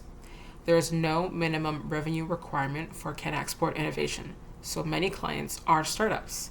Applicants must own or co-own intellectual property rights for their technology, have a prototype, and intend to commercialize within 5 years. CanExport SMEs is the largest of the 4 CanExport programs and is delivered in collaboration with the National Research Council's Industrial Research Assistance Program. The program focuses on export marketing activities of existing products and services in foreign markets. It supports exploratory activities as well as activities that contribute to a longer-term strategy to go international. Companies can opt for a multi-year project or submit a new application to build on a previous project. The program helps reduce risks by sharing up to 75% of eligible costs. Applicants can include up to 5 international markets per application and can select from 7 activity categories for each international market, allowing a high degree of project customization. Applicants are accepted year-round through an online portal and are approved within 60 business days. With current travel restrictions in place because of COVID-19, this has curtailed 2 of our more popular activities: international travel and participation in international trade events and meetings. So we've shifted to supporting participation in virtual trade events. More importantly, we continue to support several categories of non-travel activities to help prepare for international markets. These include creating, adapting, and translating marketing tools, which includes online marketing tools and search engine optimization, obtaining intellectual property protection, certification, and adoption of contracts, obtaining legal, tax, and business advice, commissioning market research, feasibility studies, identifying key contacts, and B2B facilitation. We're offering dedicated support to women and Indigenous-owned companies. As mentioned earlier, in response to COVID-19, we've updated our list of eligible expenses to include tools to expand your company's e-commerce presence and navigate trade-related barriers. We're also making updates to help companies reestablish and diversify their presence abroad once travel restrictions are lifted. It's a versatile program, and we invite you to consider how our funding can support your international business development plans in a more holistic way. We also offer a variety of support for specific global growth stages and business needs. For example, if you're not yet export ready, we have a range of export resources on the TCS website, which again is tradecommissioner.gc.ca. These resources help you get ready to grow globally, such as our export quiz to assess if you're ready, our step-by-step guide to exporting, and a TCS Spotlight series on export topics such as e-commerce and market research. We also have an online inquiry service, so if you have a question, ask a trade commissioner. You can fill out our online form and our trade commissioner will respond to your request. We have other funding and support programs specifically for helping science, technology, and innovation-based companies, particularly SMEs. For example, we have a program called the Canadian Technology Accelerator. CTA is a non-equity accelerator program designed to support the global growth of Canadian life sciences, clean tech, and ICT companies that have a scalable service, technology, or product. The program offers customized services to high-potential, high-growth companies and key global tech hubs through virtual means rather than in-market. Services include advice from industry-leading mentors and introductions to strategic partners, potential clients, and investors. These global tech hubs are around the world with further expansion planned in the near future. The Canadian International Innovation Program. This is a funding program designed to help support research and development between Canadian SMEs and their foreign partners in countries with which Canada has a Science, Technology, and Innovation, or STI, agreement. There is currently funding for 5 of Canada's STI agreements with Brazil, China, India, Israel, and South Korea, with a total of $5 million available annually for partnerships with organizations in these countries. Since 2015, the program approved 53 R&D projects and committed $19.2 million in funding. The program is also delivered in collaboration with the National Research Council's Industrial Research Assistance Program. Other ways we support Canadian science, technology, and innovation-based SMEs is introducing them to potential foreign partners for research, development, technology validation, and pilots, bringing technology scouting missions to Canada to meet with Canadian innovators, helping pitch innovative technologies, and finding foreign venture capital investors for startups. Earlier, we discussed diversifying where and how you do business to develop capacity and become more resilient. But there are also other dimensions of diversity, like diversity in the ownership of companies that are exporting. The TCS is proud to celebrate Canada's rich diversity of exporters, which is why we provide dedicated support for export-ready and export-active businesses owned by women, Indigenous peoples, visible minorities, and members of the LGBTQ2 community, and other groups traditionally underrepresented in international trade, like youth. For example, some of our initiatives are tailored to respond to the current needs of large corporations that have supplier diversity programs. Our targeted events and business delegations also help exporters and inclusive trade groups to better access the right business contacts and increase their chances of making a solid connection. Here's one example of the support I've been talking about and how it helped a Canadian company. iRead Incorporated, operating as Squiggle Park Dreamscape, develops research-based digital literacy technologies, video games, for all learners. One of its first experiences with the TCS was participating in a CTA in Boston, which supported the company's business development plan in this key tech hub and facilitated contacts with key industry leaders. The TCS network provided invitations to industry events around the US and a company of people to connect with. The TCS network provided invitations to industry events around the US and a community of people to connect with. We also helped mitigate issues country to country and provide qualified contacts, suggestions, and opportunities not considered, and assistance repositioning the company's focus. With this support, the company's product grew from 0 to 1 million users in just 1 year across 160 countries. You can find this story online, as well as others, in the Canada Export Bulletin on the TCS website. Now, I've talked a lot about TCS programs and support, but being able to find your way through the many resources available can be key to accelerating your growth. We believe there should be no wrong door when companies reach out for support. That's why we're strengthening our capacity to point businesses in the right direction for their specific needs. We can connect you with Canada's broader trade support ecosystem. Every exporter journey is unique, and you will work with many parts of the system throughout your journey.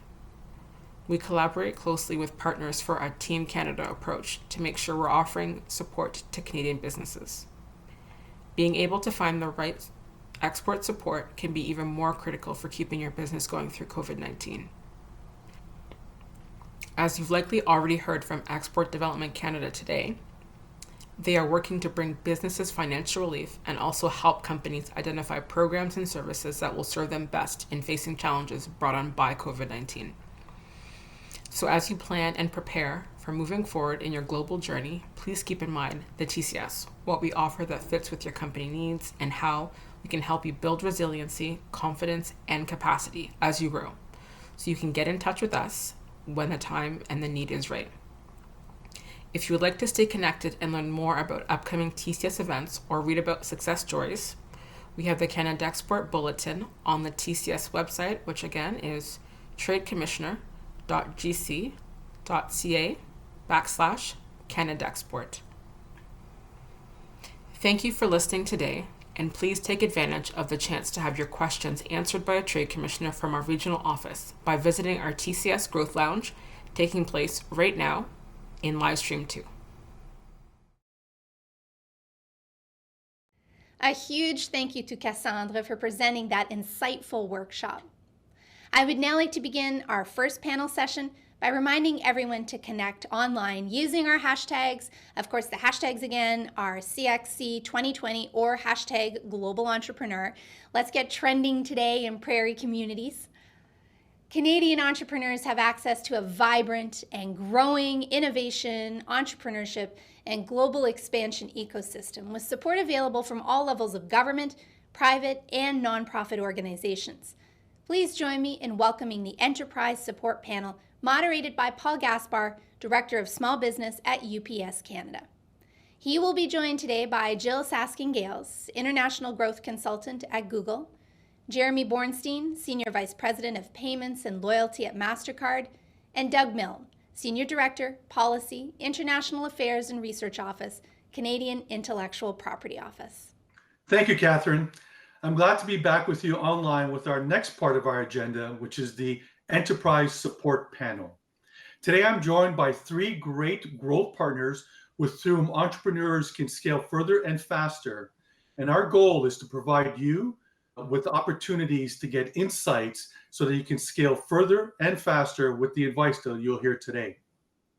Our goal will be to provide you with not just those insights, but how to leverage Canada to succeed. We have been able to hear all day how the world has forever changed, but that does not have to be a bad thing. Being part and being able to pivot your business or leverage to the new norm to grow your business and be successful is something that we all focus on, and you can get support through entrepreneurs so that you can achieve. To help you with the support aspect, I have a few questions for our panel, and I know that you'll get some insightful responses to share with you. So let's get started. The first question I'd like to open up to the panel is a way for them to introduce themselves, but more important, I'd like to have an opportunity for our guests to tell us about their organization and how they support entrepreneurs to go global. For example, at UPS, I'm the director of small business, and I have the opportunity to work with a dedicated team of ambassadors that focus on a daily basis to onboard and support businesses of all sizes, including those that are starting, not just to scale across Canada, but to go global. We take up an opportunity to share with them all of the insights we have with the 100 plus years of experience that UPS brings to over 220 countries around the world. And by us providing all of the thought knowledge that we have and education, it allows them to think a little bit more, spend a little bit less time on their logistics, and hopefully a little bit more time on growing their business. So with that, I'm going to ask Jill to introduce herself and tell us a little bit about her business. Thanks so much, Paul. I'm Jill Saskin-Gales. I'm an international growth lead at Google Canada, and I'm really excited to be here with you all today. Google has been helping Canadian businesses of all sizes grow online for more than 20 years. In fact, there's more than $23 billion of economic activity generated for the Canadian economy each year by more than 500,000 Canadian businesses enabled by our search and advertising products. And that's something that personally makes me really proud to do what I do at Google for businesses like yourselves. And I'm actually really excited to announce that today we're launching Market Finder in Canada, a free tool to help you do weeks worth of market research in a matter of a few minutes, and it's all free. So if you're looking to reach new target markets, plan your operations, and market your business globally, be sure to check out Market Finder on Think with Google, now launched in Canada. Excellent. All right, Jeremy. Thanks. So MasterCard's well known for our advertising campaigns and for the plastic that hopefully is in all of your wallets. But really, MasterCard is just a network of computers that connects everyone, whether you're sitting in Kamloops or in Toronto, to a global market, and provides that consistent global ability to pay and buy things and be paid for things. And so I run at MasterCard our services businesses in Canada, helping banks, merchants, and acquirers improve their business and get more value out of the payments that they're receiving. At MasterCard, we also have a range of programs that help and engage with entrepreneurs and fintech startups.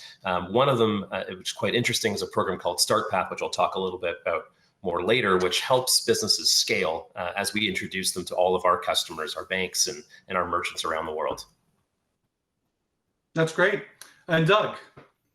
Yes, thanks very much. So my name is Doug Milne. I'm a Senior Director in the Policy, International Relations, and Economic Research unit at the Canadian Intellectual Property Office. So we're a special operating agency. We're part of Innovation, Science, and Economic Development Canada. And we're responsible for the administration and processing of intellectual property. So CIPO is helping entrepreneurs and businesses compete globally through the joining of 5 international IP treaties, specifically with regard to industrial designs, trademarks, and patents that will help Canadian companies expand their presence in international markets by providing a faster, simpler, and more cost-effective way to get IP protection in multiple countries. So the goal is to reduce the administrative burden and provide harmonized procedures for Canadian businesses. Positioning Canada as a global innovation center is key to advancing our innovation and skills plan. Businesses can choose to apply for IP rights in multiple countries through one application with fees paid in one currency through a single transaction. They can register, or you can register and manage your trademark in the territories of the Madrid system, a centralized system covering more than 120 countries. You can register your industrial designs in more than 90 countries using the Hague system. You can file one international patent application to seek protection in as many as 153 jurisdictions. As part of our Government of Canada National IP Strategy, CIPO's IP Awareness and Education Program is making it easier for entrepreneurs to access IP resources, tools, and advice. The program offers a wide range of products and services that enable Canadian businesses in all stages to be aware of and understand IP and to make effective use of it in achieving business growth and success. Thanks, Paul. Wow, excellent. So as you can see, we've got three amazing individuals from amazing organizations that have a lot of advice for you. And I want to dive right into some of the questions that we have. What are some of the common mistakes that you or your organization has seen entrepreneurs do when they try to go global? Doug, how about yourself?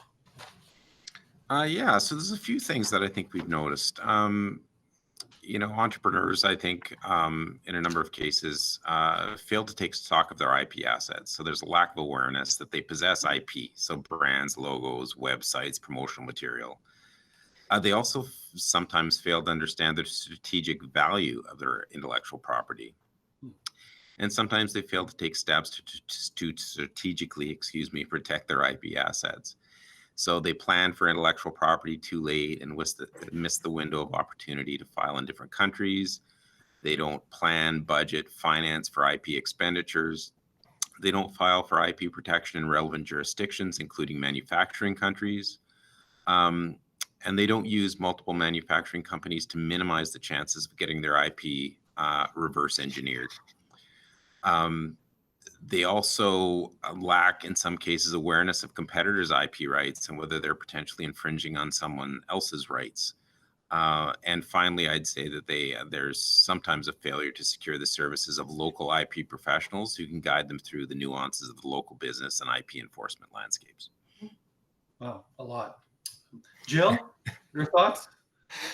Yeah, absolutely. So I think some of the most common mistakes I see when either entrepreneurs or large companies go global is really two sides to a coin, either aiming for perfection or just diving into a market without doing any of their homework on things like payments or other issues. So on the aiming for perfection side, if you're aiming for perfect product market fit and getting everything 100% right in Canada before expanding, you're never going to expand. Sometimes you need to take what you know, dive in, test and learn. And actually a great example of this is Inkbox, a Toronto-based company that sells temporary tattoos worldwide. And from the beginning, they used their Google Analytics and Google Ads data to just start selling into the US as well as Canada right away. And as a result, 5 years later, about 60% of their sales now come from the US because they're willing to just go in there, test, learn, and iterate. Mm-hmm. Of course, the flip side is if you dive into a market with no data and no action plan, then you're probably not going to see much success. So it's important to take what data and insights you do have and then apply that from the get-go. And a great example I've seen of this is a startup called Sync.com. They're a secure cloud storage startup based in Toronto as well. And they also use their Google Analytics and ads data to see that they already had people visiting their website in the US and Europe. So that was a strong signal to them that if they expanded there, they probably already had a customer base to start with because they knew they were getting visitors from there. And so by testing that out and creating landing pages and campaigns, they were able to then untap that opportunity and grow into those markets more easily than just diving in with no prior knowledge. So in all, it's really trying to figure out that balance, learning what you can, preparing, but then being willing as entrepreneurs to just take that risk and dive in and see what works. At UPS, the 3 laws of going global. Law number 1 is research, and really try to indicate the importance. And all of you are basically talking about that. It's having that knowledge and doing that research. Our second law is research, And then, it's not us trying to be funny, but it's to try to drive that point home. And of course, when I ask everyone, what do you think the third law is? Everyone says research. I say, well, no, close. You get help. So let's get into our next question. And that is unique because this is the third year that we're doing the Canadian Export Challenge, but it's the first time that we're doing it virtually. And why we're doing it virtually? Well, obviously we're dealing with this global pandemic, which hopefully will get to a conclusion, a positive one, sooner than later. But that being said, entrepreneurs are facing new terms and new challenges in exporting during COVID-19. What are some of these challenges because of COVID that you're seeing rise to the surface that maybe were not as predominant before? So Jeremy, at MasterCard, what are you seeing? Yeah, I'd actually like to come back to your conclusion from the last question, which is about doing your research. And one of the things that we do at MasterCard, and it's accelerated also in these challenging times, is using that transactional data to help inform better decisions on where to focus efforts on. Jill was talking about certain stores are open in some regions and others, or businesses are working in other regions. We have products that can help you identify up to the minute what business is actually open based on us seeing actual transaction volume there. So you can refocus your efforts on areas or regions that are operational versus misspending ad dollars potentially, or sales efforts on regions that are slowing down.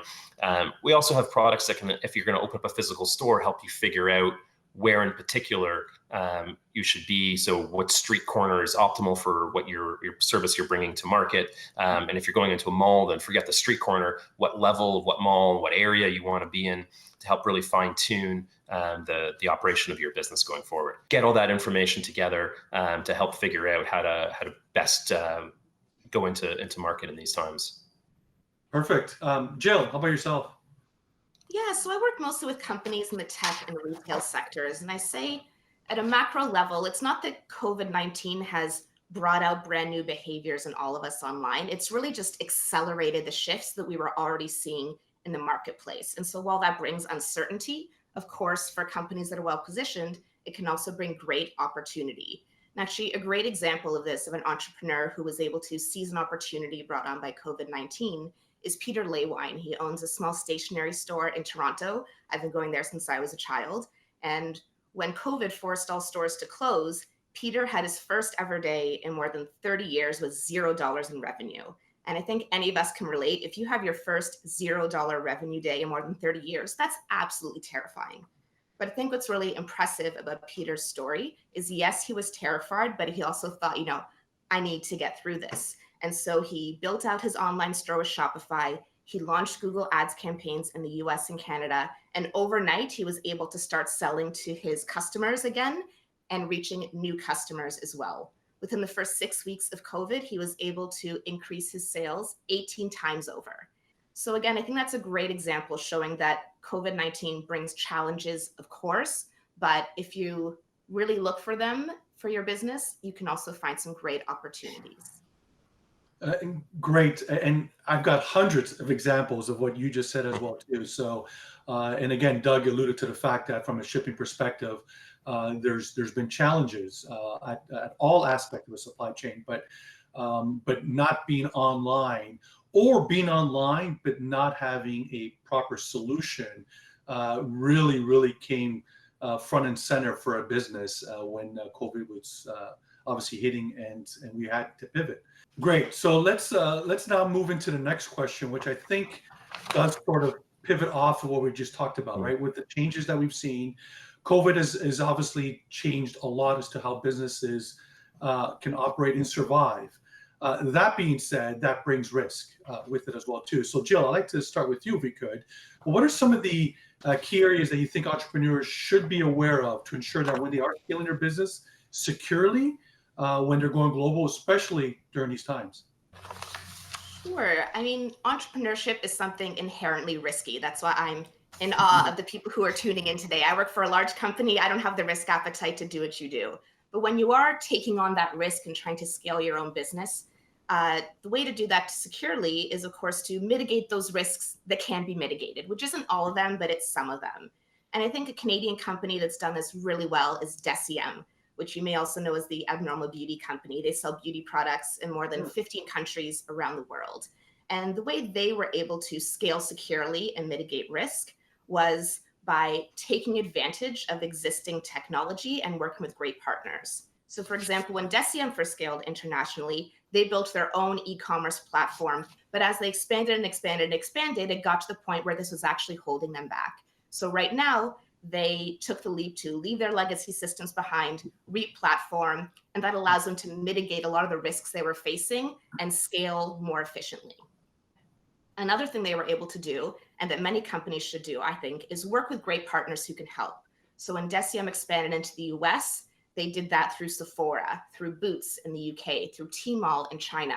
Find the right partners who can help you with advertising and brand building and distribution so that you can reach those new customers. And by doing that, you'll start to learn about the market, learn about consumer behavior, improve your product market fit, and then maybe you can start to look at your own direct-to-consumer infrastructure.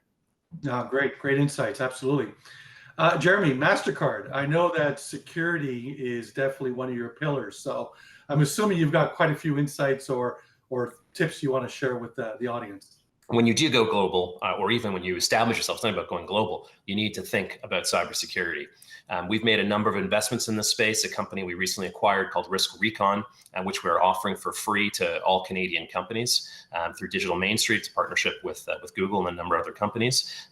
It'll help you monitor your cybersecurity performance during this crisis and even after, and strongly encourage you to take a look at that service. Yeah, wow, excellent. Doug, same with you. I'm assuming there's quite a bit that you can share as far as security is concerned from a people perspective. Sure. I guess I would say entrepreneurs need to start with an IP strategy. So they need to identify business goals, what is their protectable IP, any regional requirements, potential partners, and their capacity to expand into target markets. I would argue that having an effective IP strategy can help entrepreneurs mitigate some risks. I would also say track the IP ownership throughout the supply chain, monitor for infringement, and have contracts that provide for relief and other damages. Consider acquiring IP rights in each country where protection is justified. It's important to consider whether you have the means and resources to enforce your IP rights in other countries if they're infringed upon. And I would say as well, conduct some research by accessing online IP databases available on websites of foreign IP offices to help you determine if your IP conflicts with or infringes upon someone's prior rights, and identify any potential partners or competitors. And finally, I'd say I would suggest you consult with experts such as Global Affairs Canada's Trade Commissioner Service. Research, get help, right? I love it. Right. Great, perfect. Hey, Jeremy, maybe we'll start with you with this next one. And I've heard already several different examples from all of you as to specific businesses and how they've sort of pivoted or handled some of these challenges. But maybe we can share some more examples of companies that your organization has supported, and by supporting them, the kind of impact that you think you've given them to help that business grow moving forward. So I spoke a little bit earlier about a program that we call StartPath, and StartPath really it's a two-way program. It's kind of like a bit like how a VC operates without the investment side. Investments sometimes happen, but not always. We find companies that we find particularly interesting, whether they're in the fintech, paytech, insurtech, or any tech. It's not really focused on one thing. And give them a stage to be introduced to our customers, our issuing banks, our acquiring banks, and our merchants around the world. We're currently working with about 100 companies, and from every country imaginable in the world. Interestingly, 5 of them are Canadian. We're quite proud of that. Right now.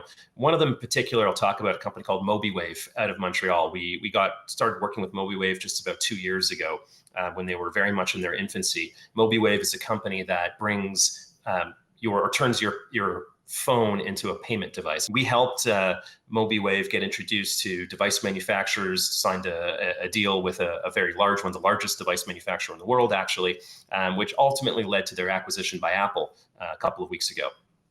And so our engagement will likely cease as that acquisition goes through. A couple other companies that we're working with as well in Canada, a company called Olive, which is looking to bring deals and not quite a Groupon style, but make it using that payment data to help customers save money. Another company called Milo that we're working with to help them scale and get out of Canada and start to work with companies globally.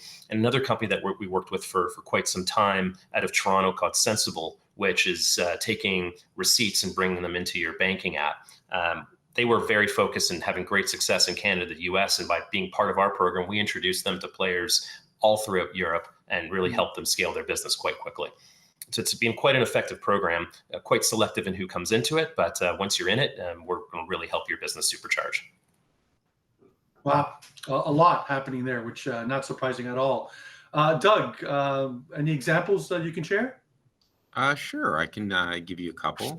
So one of the companies we worked with is also a client of Accelerated Growth Services, which is a program funded out of our department, ISED.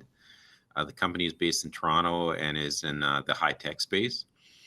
The company was scaling but had no IP plan. Our IP advisor in that region was introduced to them and helped them build their strategy and educated their team. And 2 years later, they've now applied for several patents pending in multiple countries. In addition, they're in the process of acquiring foreign intellectual property, have designed an internal IP incentive program, and we're involved in continuous training programs along with their new IP council. And finally, another example would be we've partnered with the Canadian Space Agency and raised awareness of over 100 participants on technology transfer in the space sector and how to build an IP strategy that is aligned with business goals. Wow, excellent. I'd like to take the opportunity too, from a UPS perspective, to share at least one example, and all of those were amazing. And the reason I like to share an example is because there's this perceived notion, unfortunately, out there in the Canadian market that UPS is really more for the Fortune 500 organizations, which couldn't be further from the truth. Yes, we support all of the big brands that and hear and probably buy from as well, but we support small businesses and have been for over 100 years, right from day one as they continue to grow throughout their life cycle. Again, all of our organizations are trying to help the best that we can. It's just a matter, again, of those businesses reaching out and getting that help. And then I know all of us will guide them in the right direction to move forward. Okay, so our next question is really to try to find out what local, regional, or even national organizations that you believe every entrepreneur should know about to connect in order to go global. And this is an opportunity again to talk about any one of those. So Jill, I'll ask you first if you have an example of any of those, again, local, regional, or national organizations that you think it's a good opportunity for entrepreneurs to get that advice from. Sure, thank you. There's three that I'd like to highlight. The first, of course, is Market Finder, our brand new tool that Google is launching today to give you the insights you need to expand internationally. The second, of course, is our government agencies like the Trade Commissioner's Office, EDC, tons of resources and networking opportunities there to help you go global. And then the third, something that really resonated with me when I was speaking with Deciem Director of Digital, is stop trying to solve problems that already have solutions. And so there are so many great organizations and companies out there that have solutions you can use to go global. For example, instead of building your own website, why not use a website provider? Shopify and Lightspeed are great Canadian examples. There are many more out there. So as you're looking to expand, use Market Finder, use government agencies that can provide you with the insight and support you need. And then don't solve a problem that already has a great solution. Leverage those solutions so you can reach new customers better and faster. Great examples. Doug, I believe you've got some either local or even regional examples that you'd like to share with us as well too. In the Prairies, again, there's Trade Commissioner Service representation in the Prairies. There's something called the Trade Accelerator Program. Export Development Canada is present in the Prairies as well. And we've got the World Trade Centers located in Winnipeg, Saskatoon, and Edmonton. Doug, those are great examples. Thanks, Jill, as well too. And of course, I think we'd be remiss if we didn't also indicate Startup Canada. I mean, Startup Canada is a rallying voice for entrepreneurs and startups across the country. They obviously are based in Ottawa, but they've got their communities across the country. I've met a lot of these community leaders from coast to coast to coast. And these are very passionate people that are entrenched in their local communities. I guarantee you, if you were to approach them and say, I need help in this area, they'll know not just nationally or regionally, but even locally where you can tap into some examples we've already heard, but perhaps some others as well too. So don't forget your local startup community as well. Great. Just final piece of advice that you like to have entrepreneurs know as to how they can leverage Canada in order to succeed globally. Jill, how about yourself? Well, Canada is a wonderfully diverse country, right, with so many potential customers to reach within our borders. So the last piece of advice I'd give is if you're in Ontario and you have no customers in Quebec, test expanding there first before going south of the border. Or if you're in Quebec and you have no customers in British Columbia, test your logistics and your customer support there before hopping across the pond. Or if you want to expand into China, you know, about 5% of Canadians are of Chinese origin. You probably have a lot you can learn from that community. To be clear, I'm not coming to the Canadian Export Challenge to say don't export, but I am saying that you can leverage the size and diversity of Canada in order to test, learn, iterate, and mitigate risk so that you can be even more successful when you do export. Also great advice. Jeremy, how about yourself? Yeah, thanks. You know, very similar to Jill, that there's been over time a lot of thought that if you're going to get serious about your business and you want to scale, you've got to move to the US, you have to move somewhere else. But especially now more than ever with COVID and the lack of travel, it doesn't matter where you are. Canada is such a wonderful place to grow your business and to scale. And increasingly with national champions like Shopify, it's showing that you can get absolutely enormous here and be very successful without having to leave the country. In fact, at MasterCard, we've made 4 very large acquisitions in the last 2 years. 2 of those 4 have been in Canada's backyard. We're also excited, as I mentioned earlier, to be working with a number of StartPath companies and hope to add many more, and hopefully one day from Startup Canada as well into the mix. So, you know, Canada is a great digitally connected country with a large base and diverse base, as Jill emphasized. So go Canada. All right. I can't believe it. We've already wrapped up our time, finished our time. We've had some amazing advice from our 3 panelists. And as you can see, we've got 4 organizations, including UPS, that you can tap into and get a lot of advice, not just, as Jill indicated, to support you to go from coast to coast, but obviously to scale and to go global as well too. And that's just 4 on this panel. The Export Challenge brings to you other partners as well too, like EDC and the Trade Commissioner Services. And there's many more that are supporting to bring this to you virtually that you can tap into and make sure that you're getting all the research that you need up front and all the advice that you can get to make sure that you maximize the success rate when you want to go global. So I'd like to take the opportunity now to obviously thank Jill, Jeremy, and Doug for their great advice and for their time. Hopefully you've enjoyed this session as much as we've enjoyed bringing it to you, and hope that everyone enjoys the rest of their day. And those of you that are pitching and trying to win the award, good luck, and looking forward to announcing the regional winners later today. Take care, everyone. Bye.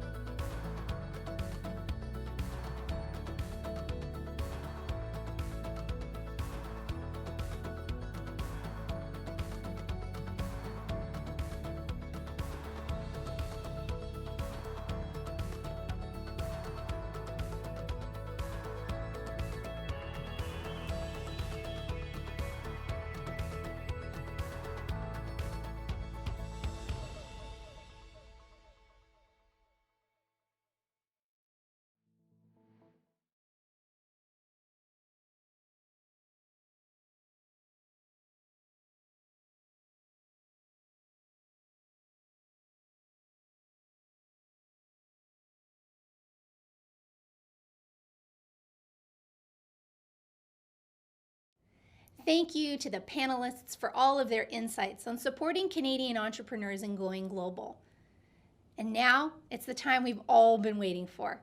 We are now announcing the top 3 startups and the top 3 scale-ups. We'll be moving on to the final round to pitch on the virtual stage in front of all of you. First, thank you to our semifinal judges for providing your feedback to our top 30 pitchers. I am sure it was not an easy choice, and it was probably pretty tough to narrow down to the finalists. I am thrilled to share that the finalists are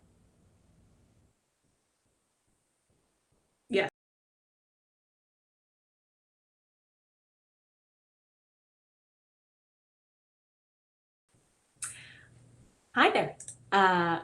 She Native, On Topical Inc., Advisor Pro, and for scale-ups, Nanotest, Outbreaker Solutions, and Juno Food Labs.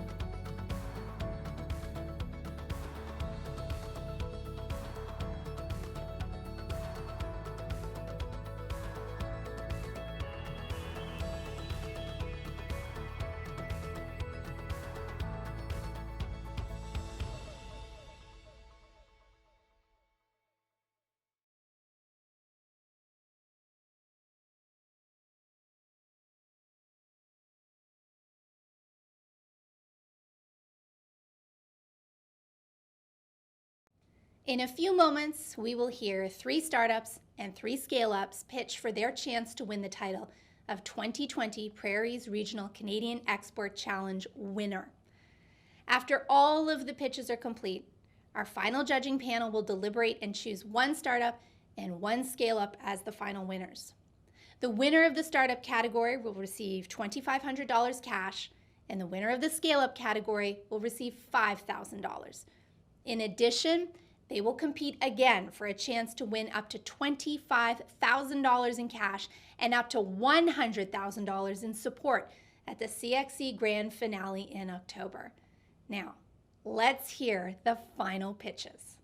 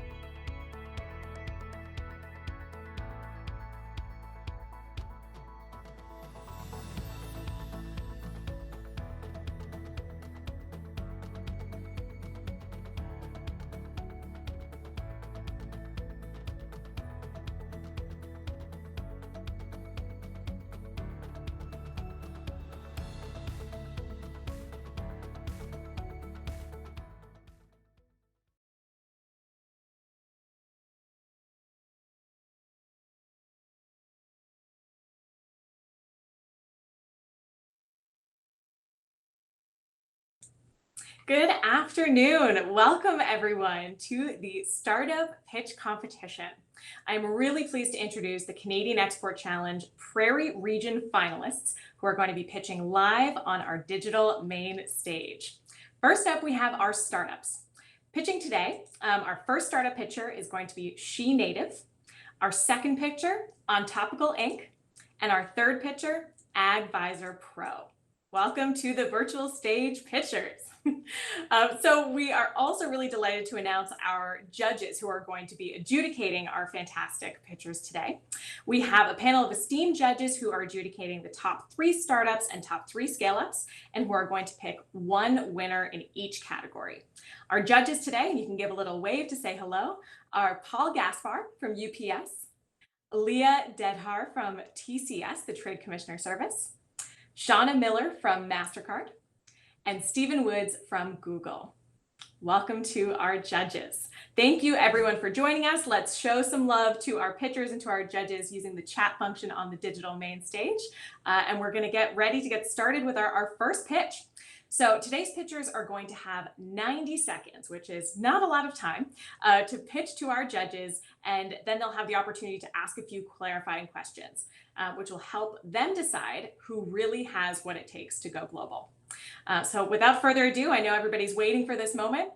Let's get the pitches started, starting with She Native. So essentially, Devin, I'm going to count you down, 3, 2, 1, and then you'll begin. Are you ready? Fantastic. Here we go. In 3, 2, 1, go ahead. Indigenous women experience far greater traumas in Canada than any other women. They are 5 times more likely to experience violence, abuse, or go missing. Tansei, I'm Devin Fiddler. I'm a Cree woman from Waterhen Lake First Nation in Saskatchewan, the founder of She Native, a social impact brand of leather goods, accessories, and sustainable apparel made in Canada. Our mission is to elevate Indigenous women and girls internationally. We plan to give 2% of sales to Indigenous charities. Our big goal is to employ 80 Indigenous women in the production, design, and sales of our goods by 2025. The larger the sales, the larger the impact. We know that we need to build our sales and expand to new markets online to achieve this. We will use the money for an export plan to increase our reach in the US, Germany, China, New Zealand, Australia, and the UK. Our target market is educated social justice advocates ages 25 to 45. Fashion is the largest B2C e-commerce market segment, and its global size is estimated at 528 billion US. I have a team of Indigenous and diverse women who help with finance, operations, production, customer service, and packaging. Since starting She Native, I had 3 successful crowdfunding campaigns totaling $47K, secured $347,000 in loans, and an estimated of $250K in grant revenue over the past 6 years. We see fashion as a way to make a greater impact in Indigenous communities. Fantastic. Right on time, Devin. Well done. Round of applause for our first pitcher of the day. So we'll pass it over to our judges to provide a little bit of feedback and a few clarifying questions. Paul, why don't you kick things off from UPS? Sounds great. Could you, and you might have done this, but I missed it. What are your existing revenues? Is there revenues already that have been established? Yep. What is that, and what's your growth rate at?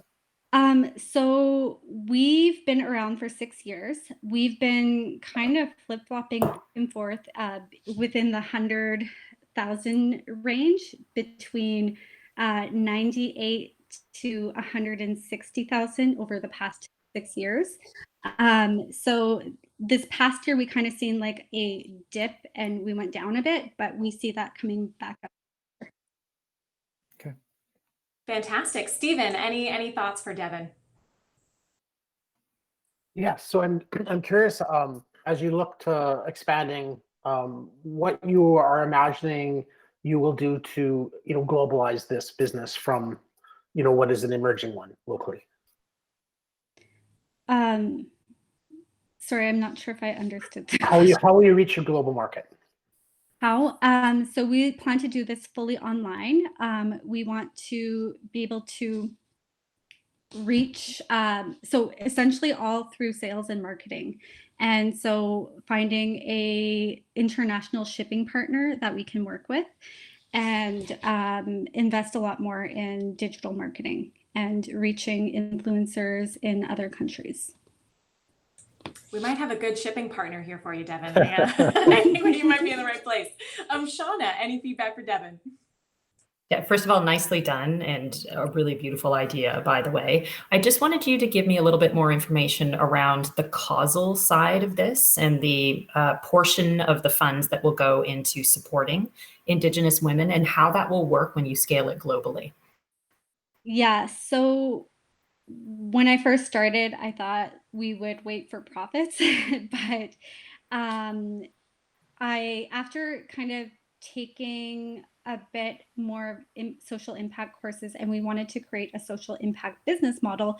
So we wanted to commit to a percentage of revenue.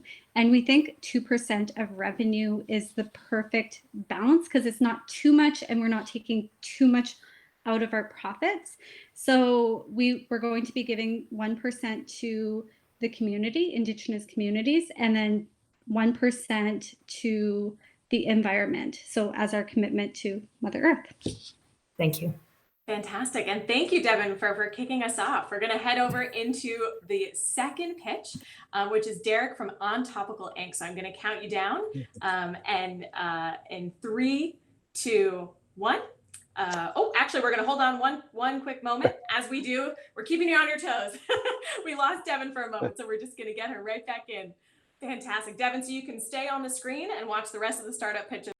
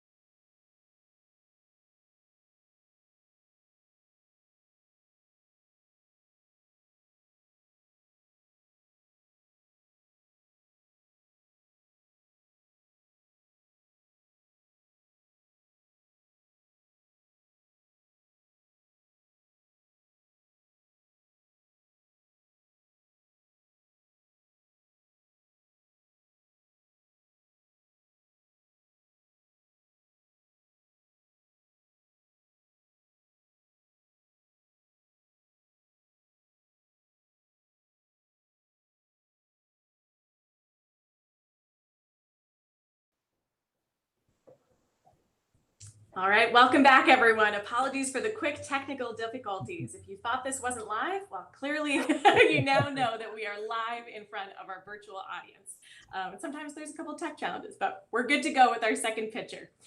So truly, Derek, I'm going to count you down to pitch On Topical Ink. In 3, 2, 1. Let the pitch begin. Hi, everyone. I'm Derek, founder and CEO of On Topical, and we are bridging the massive knowledge and information gap that currently exists between government and business. What many people don't realize is that there's nearly 100,000 government organizations across North America publishing thousands of content items every day, such as meeting agendas, videos, and bylaws. And buried deep within all this content are valuable and important opportunities for the private sector. Using advanced machine learning and data visualization techniques, our customers can easily search all this unstructured data, get valuable insights, and even receive alerts when something of importance to their business is published by a location of interest to them. We operate on a B2B SaaS business model with an average enterprise customer paying $45,000 a year for access to the platform. Now, while competitors focus primarily on legal documents and bill tracking, we focus on actually distilling valuable business intelligence from government content. To date, we've raised over $650,000 in pre-seed funding, and we have 14 pilots in our funnel, of which at scale will generate over $500,000 in annual recurring revenue. We're a team of 10 backed by advisors across Canada and the US. And this afternoon, we will be graduating from the Berkeley Skydeck Accelerator and officially opening our seed round of financing. Thank you. Fantastic. Oh, under time, Derek. Round of applause. That's great. Well done. So Alia, let's kick off with some feedback from you from the Trade Commissioner Service. Sure, thanks. Very useful presentation. Thank you so much, Derek. Tell me more about the pilots. Who is in your pilots and how big is it and what kind of validation have you received from it? Yeah, so our pilots are about half in Canada, half in the US. And half of them are direct private sector companies, and the other half are government relations or lobbying firms who are really suffering because of COVID, because a lot of their normal lines of communications have kind of evaporated with COVID. We have our first letter of intent from the first customer that will fall out of those pilots, and the first pilot will double our ARR. We were previously focusing on the public sector. This pivot to the private sector, like I said, the first customer will double our revenue. Fantastic. I imagine, Stephen, you probably have some thoughts about this type of business. Over to you for some feedback. Sure. I'm really curious. Are you using a lot of open government APIs, or is this largely scraping and assembling data yourself? Yeah, it's scraping and then using machine learning to bring structure to a massive, unstructured, messy data set. Yes. So just a really quick follow-up. So for entering, say, a different industry or supporting a different industry, how much work is it to go from one to other? It gets easier every time. And it's just a matter of retraining our algorithms to recognize the content and serve the other industry, whatever industry we go into. Fantastic. Shauna, over to you. Nicely done. I have one question for you. I'm wondering how you link into other government systems, so i.e. an RFP system or that type of thing, because I can see the usefulness between those, connection point between those two. Yeah, we have intentions of linking into those systems, but our approach is actually to get ahead of those and to provide insights and more proactively give an indication that an RFP is coming. Most RFPs have an average of 12 days to submit. So our goal is to actually use machine learning to extract insights from things like committee and council agendas and minutes to actually provide a more proactive indication that an RFP is coming, to allow the private sector to actually get themselves in a good position to put in a good proposal for an RFP. Thank you. Fantastic. And Paul, any quick thoughts to wrap up with Derek's pitch? Real quickly, from a competitive perspective, I'm just under the assumption that there would be competitors in the same field. How do you differentiate yourselves from the competition? Yeah, most of the competitors are actually focused on the legislative process and tracking bills, or more of a legal focus. So we're really the front runner right now in focusing on business intelligence. So there are companies doing similar type of things, but like I said, their focus is rather different, and they're not generally not leveraging technology to the extent we are. Fantastic. Well, virtual round of applause for Derek. Well done. And thank you to our judges for your feedback. So we're going to head into our third pitch of this afternoon with Patrick from AgVisor Pro. So I'm going to count you down, Patrick, and we are very excited to listen to your pitch. So begin in 3, 2, 1, go ahead. AgVisor Pro is a technology company that addresses one of the farmers' most serious constraints: how to get answers to solve problems now. AgVisor Pro is a connectivity platform that is device agnostic and provides for algorithmic matching of those seeking information to experts, which is fundamentally different from our one competitor. We do this through matching in a two-sided marketplace that connects via audio and video sessions, which are then archived for later reference. We have built the complete monetization process into our platform, effectively creating the Uberization of knowledge and wisdom. AgVisor Pro puts experts on the farm without being on the farm to provide answers now, effectively shrinking time and space and stretching brains, not bodies. Revenues come from a percentage of the session transactions through subscriptions paid by corporate partners and through the development of an AI agribot that will sell knowledge as a service. We won 2020 Ag Innovation of the Year, have over 1,000 users, are 50% subscribed in our seed round, and have publicly traded companies such as HEI paying for our products. Our team is diverse in age and background and has 2 successful exits and a 2-sided marketplace in a different language under their belt. AgVisor Pro will be the global go-to source connecting farmers, independent advisors, industry researchers, government, and even the public to advance long-term sustainable food production. Fantastic. Well done, Patrick. Round of applause from our virtual audience. So let's kick off some feedback from Shauna. What are your thoughts on Patrick's pitch? First of all, thanks, Patrick. Just a really quick question for you. Can you talk a little bit more about the types of advisory that would be needed in this type of situation? Trying to understand what type of advice farmers would be looking for and connecting into. For sure, yeah. I think agriculture is a extremely broad sector, and for a lot of people, it's hard to grasp why. So if you think about it, a farmer has to make decisions at the beginning of the year. What kind of seeds do I want to plant? What kind of fertilizer do I want to put on? What are the pesticides that I'm spraying on? That's only on the agronomic side. The entire side of business side, in terms of like, when do I sell my grain? Do I hedge it? Do I not? Do I keep it? All of that, the entire business side of things. And then last but not least as well is the mechanical. How do I fix my combine that costs $1.2 million? How do I get that frozen screen that is helping me not getting the tractor moving? What do I do about it, right? Like, so long story short to your answer, it's very broad, and our experts are very broad as well in that regard. Thank you. Fantastic. Stephen, over to you.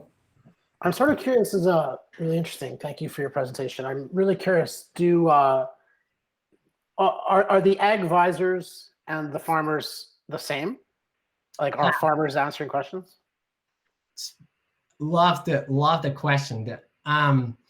Yes, they can be, because we've realized very quickly on that in certain cases, farmers are actually the right experts. Right? They might know something about a specific nozzle on a sprayer better than anyone else. So yes, there are some of the advisors are farmers. We obviously vet them and make sure that it makes sense. But at the end of the day, what we created is a cross connectivity platform for the entire ag sector, where we see everyone connecting through that platform. Great. Okay, so we'll finalize our feedback there, but wonderful feedback from our judges, and thank you, Patrick, for that really fantastic pitch. So to our virtual audience, our judges are going to be transitioning now into our next pitch competition with our scale-ups. So we will be right back in a few seconds with our new cohort of pitchers.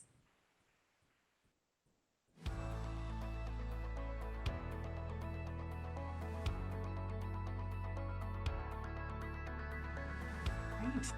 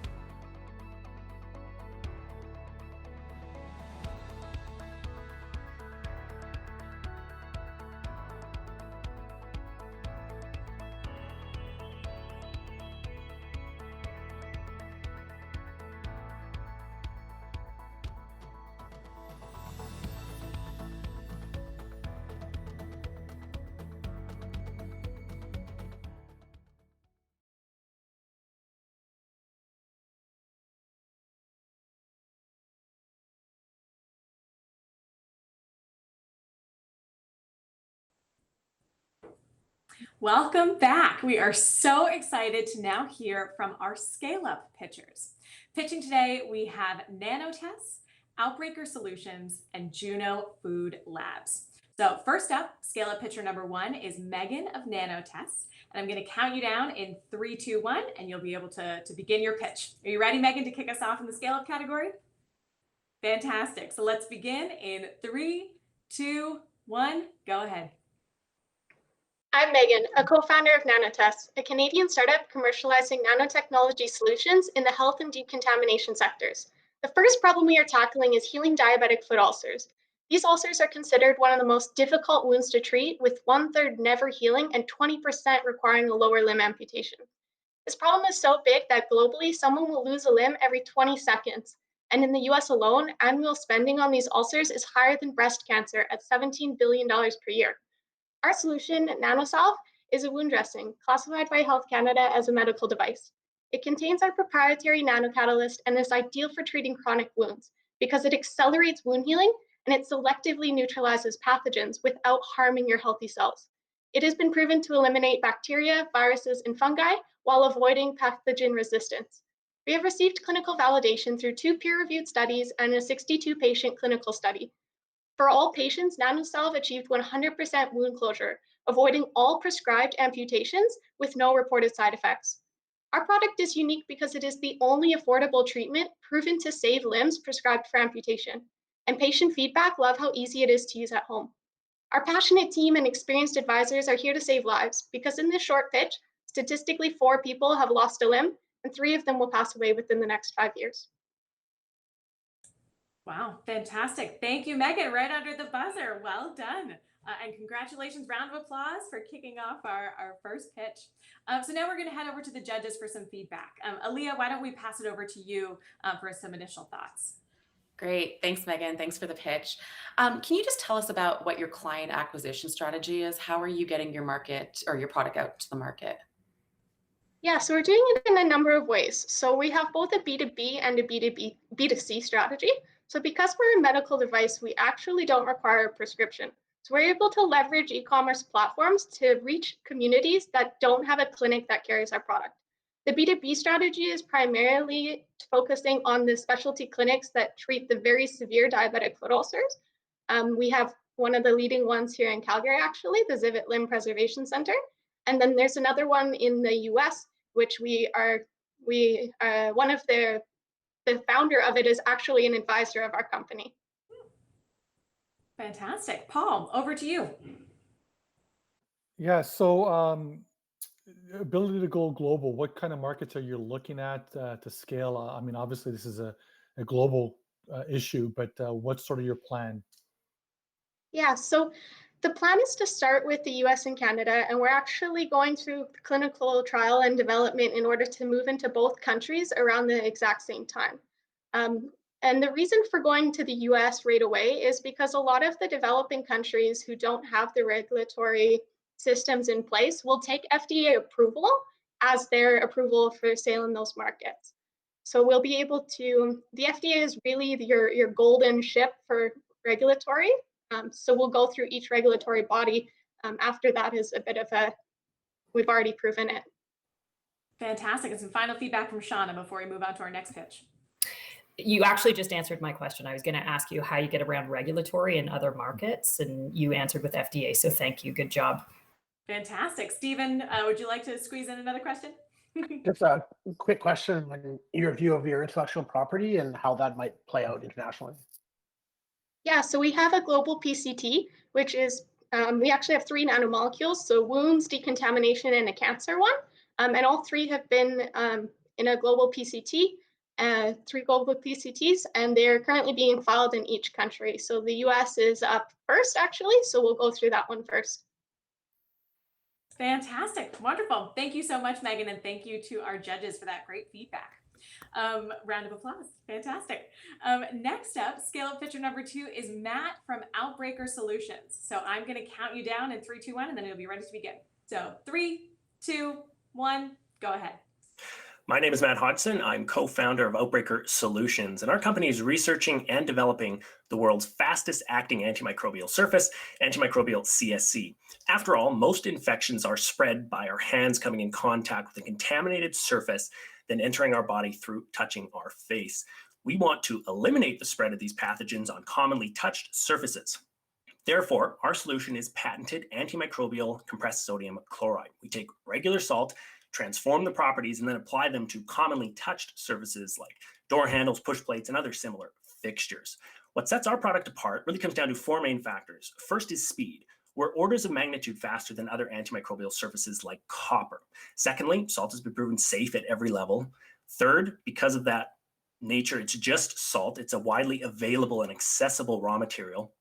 And lastly, it's a passive device, meaning there's no behavior change or training required in order for the product to be successful. Now, as I mentioned, we are patented in 9 countries around the world, and we're looking to form additional partnerships and collaborations to help scale and develop this technology even further. Earlier this year, we won a COVID-19 Innovation Challenge from Roche Canada, and we have virus research currently underway at the U of A in partnership with the virology team there, testing SARS-CoV-2. Right now, we're developing our manufacturing in Edmonton and getting set to launch our pilot project of push plates later this fall. Fantastic. Well done, Matt. Round of applause. You speak as fast as I do. I love it. That's great. So Shauna, over to you for some feedback to Matt.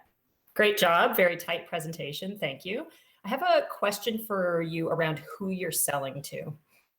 Yeah, for sure. So our product is best integrated with some of these existing touch fixtures. So obviously, kind of our first primary market is targeting some of these companies that do have door hardware and other fixtures.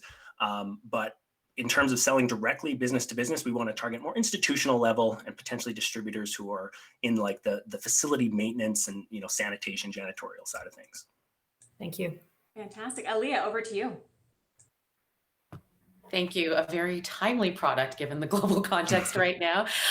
Can you tell me more about your revenues? I mean, or I guess how much money have you raised and your financial situation? Sure. So between our own kind of money in the beginning with a bit of private investment and then this COVID grant from Roche Canada, we're just over $250,000 in total financing. And right now, this will get us to the point of being able to launch our first product and then potentially eyeing a much larger raise probably into early next year. Fantastic. Paul, final thoughts. Just curious as to, have you had an opportunity to actually test it in the field? Like, what's the adaptability of the product? I mean, again, it's very timely, but you're talking about these businesses now having to incorporate and incur an additional cost, not knowing what the uptake might be. Well, we're going to get a lot of that feedback again this fall with our first pilot project, which is just a push plate in 3 different sizes. So it's going to be really easy, adhesive to an existing touch plate. But of course, we are seeing this, accelerated, cleanliness. We realize how quickly infections can spread on these surfaces. So really, our product being that self-sanitizing surface is actually going to save time versus having somebody that has to go to the handle and wipe it should be after every touch. Fantastic. All right, wonderful. Round of applause for Matt and to our judges for that great second scale-up pitch. So last but absolutely not least, we are going to be going over to James at Juno Food Labs. So I'm going to count you down, James, and we'll begin your pitch in 3, 2, 1. Go ahead. Good afternoon. Again, my name is James Battersill, and I'm the founder of Juno Food Labs. We are a Winnipeg-based startup that makes food for flexitarians who want to reduce but not eliminate meat from their diet. The 50% of Canadians who are cutting back are doing so to improve their personal health and lower their environmental footprint. Industry analysts expect the value of this market to grow to more than $250 billion in the next 10 years. Knowing this, our first product is this, Bump Beef and Plant Blend. It's a raw ground meat made from 30% prairie-grown plant protein and 70% Canadian beef. It has 18% fewer calories and 27% less fat than lean ground beef and produces 27% fewer greenhouse gas emissions. There's competition out there, but for consumers that value the combination of better nutrition, a lower environmental footprint, versatility, and taste, Bump is easily the top choice in the meat case. We launched this past March, and despite the challenges of a global health pandemic, we're feeling pretty good. We have good margins, have seen really strong consumer response in the 20 Manitoba stores we're carried in, and have plans to expand into the rest of Canada in early 2021. We also have export-specific products in development and a plan to produce and distribute them cost-effectively. We're here pitching to the Canadian Export Challenge to build our network of advisors and to hopefully raise some funds to help us secure our copyrights in priority export markets. Thanks. Fantastic. Great timing and wonderful pitches from all of our scale up categories over here. So well done, everyone.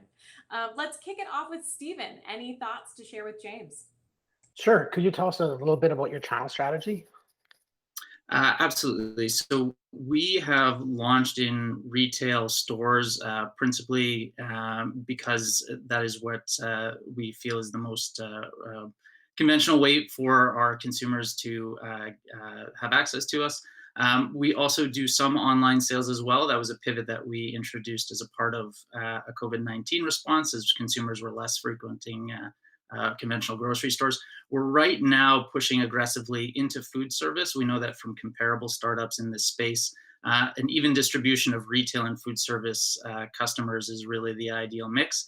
But obviously the challenges that the restaurant industry has faced as a result of COVID-19 has meant that we've waded into that quite cautiously, but we have seen some positive response back from the initial pilots that we've launched. Fantastic. Shauna, over to you. Thank you for that, James. How largely penetrated is the market already? You've referenced the competition. I just don't know how big it is.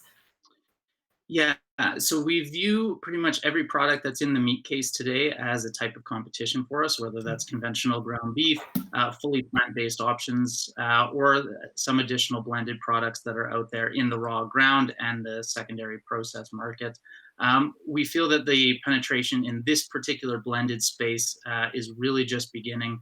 There's very few other products out there that have gained any significant market traction. And we're really excited about the opportunity that that presents to us as an early adopter and early innovator in the space.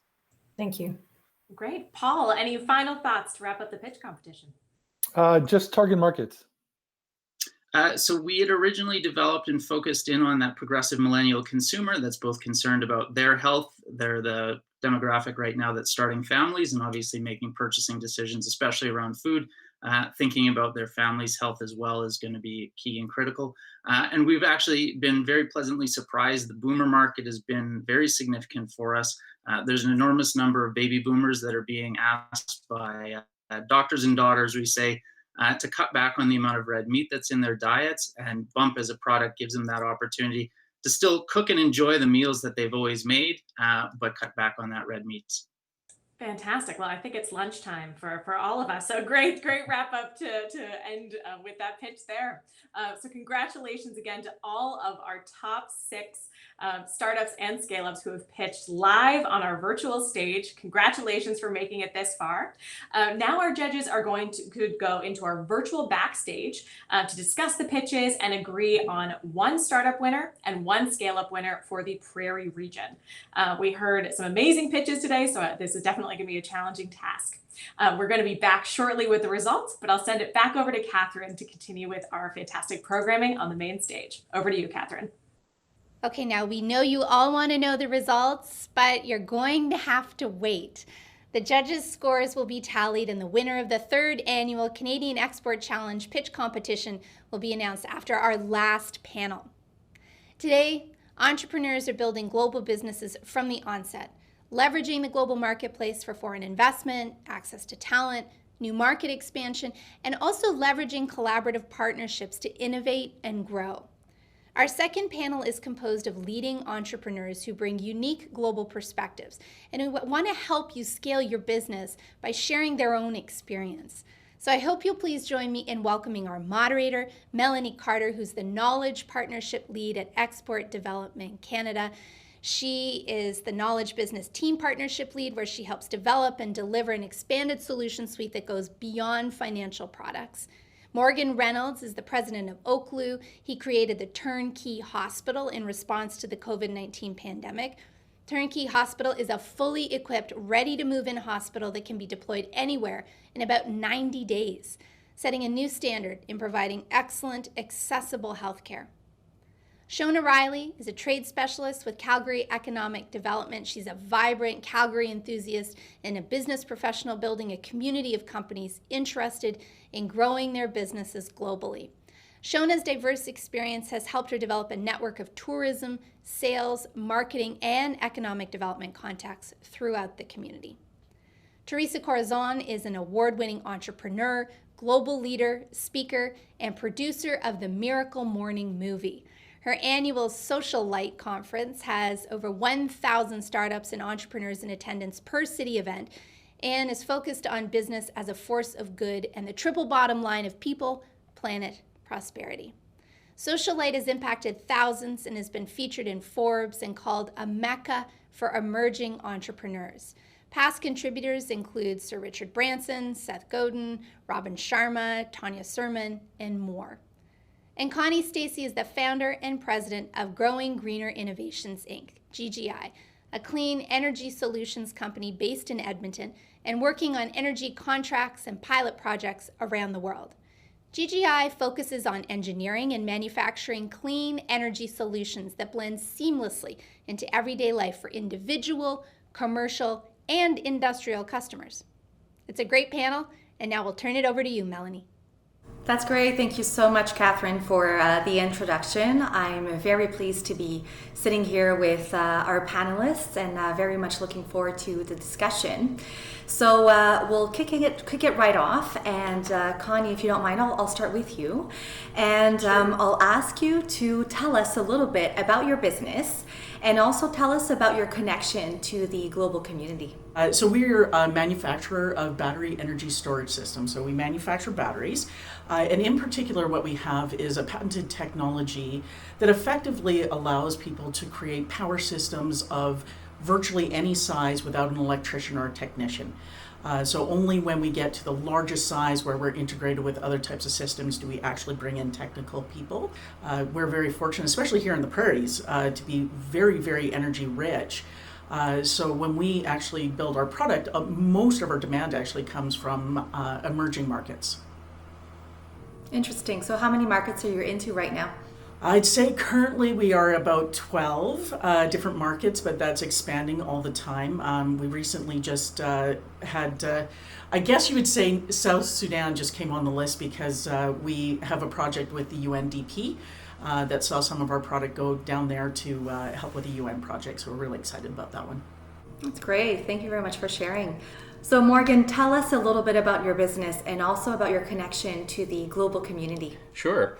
Well, Oclu, it's a large-scale developer, and we originated the Turnkey Hospital, which is a fully equipped, ready-to-use hospital that can be deployed in under 90 days.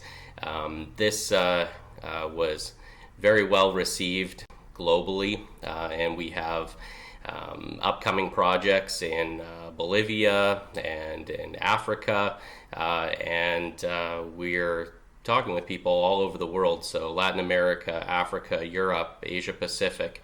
It's pretty exciting and pretty interesting. Awesome, thanks for sharing. And Shauna, your turn to tell us a little bit about CED and about its connection to the global community. For sure. So I work with Calgary Economic Development, and it is an organization that supports economic growth within Calgary, and more specifically with our anchor programming, the Trade Accelerator program. So I work with, I think now it's been over 130 entrepreneurs that are all on their going global journey. So it's how we can support them, come up with an export plan, connect them with the right resources. That's awesome. Thank you. And Connie, scaling that business and being in 12 markets and, continuing to grow, what have been your biggest lesson learned in trying to scale internationally? Well, I think we've already touched on a little bit, but getting to know the services that are available is absolutely crucial. I think people underestimate just how much support there is available through global affairs, EDC, even provincially there are a number of different programs, but reaching out and really getting to be familiar with those programs is utterly crucial. And I would actually say the other piece to it is really knowing to trust your gut. When something doesn't feel right, step back and find out why it doesn't feel right. Sometimes it could be cultural differences and you just need to be more aware of it. Sometimes it's not feeling right for other reasons, and you really need to be cognizant of that kind of intuition. That's a really great point, in fact, and I feel like it probably goes alongside the fact that, they say that you must research to be ready to move forward, but then also there's so much to learn along the way. So there's that fine line of doing research and actually moving ahead and pushing boundaries and seeing what's available out there. So what's your experience in that, right? How do you decide when it's a good time to step back and research versus continuing to move forward? Well, I find that often it really has to do with how much of a relationship I've already built with a vendor, supplier, or distributor, potential end customer. So if we have an ongoing relationship, it's much easier to tell if, maybe they're just busy, and so communication has been a little bit jumbled, versus this is someone new that you're working with that you haven't established a rapport with, which is even more challenging now with COVID, because of course, where we would have traveled so much more and had that face-to-face meeting, we're relying a lot more on video conferencing and telephone calls. And there is still something that goes with that expression of seeing the whites of their eyes, and really understanding what comes with body language and all the little signs that people help you to communicate where they're at. Generally speaking, I have found that cultural differences haven't played a major role. People really show you who they are with their actions and their words, even if English isn't their first language, or French, or whatever. So I think that they can really show you a lot based on just their personality and how they communicate with you. So you'll travel again once all the restrictions are passed? With pleasure. Me too. So Morgan, certainly you've learned a lot as you've been helping grow this business. Tell us a little bit about those biggest lessons learned. In terms of lessons learned, I would say that the biggest one would be it's not about your resources, it's about your resourcefulness. So that's the biggest thing. Sometimes you may not have the capital or the connections or whatever it may be or you may think you may not have that to make something happen. But you can always find a way. You can find a way to make it work. You can find a way around it. You can find those resources through government programs, through connections, networking, whatever it might be. It makes, that's probably the biggest thing. You don't just quit because it gets tough and you think, oh, well, I can't go route A. You find another way. Right. I've heard many times from entrepreneurs that it's easy to feel alone, but you can't forget that not everything rests on your shoulders, right? I mean, there are, like you said, a lot of people who are there to offer support, like Shauna, for example. That's right. Yeah, that definitely makes a big difference when you can find those people who can, help support you through this process. That's great. So Shauna, I'm going to go to you next.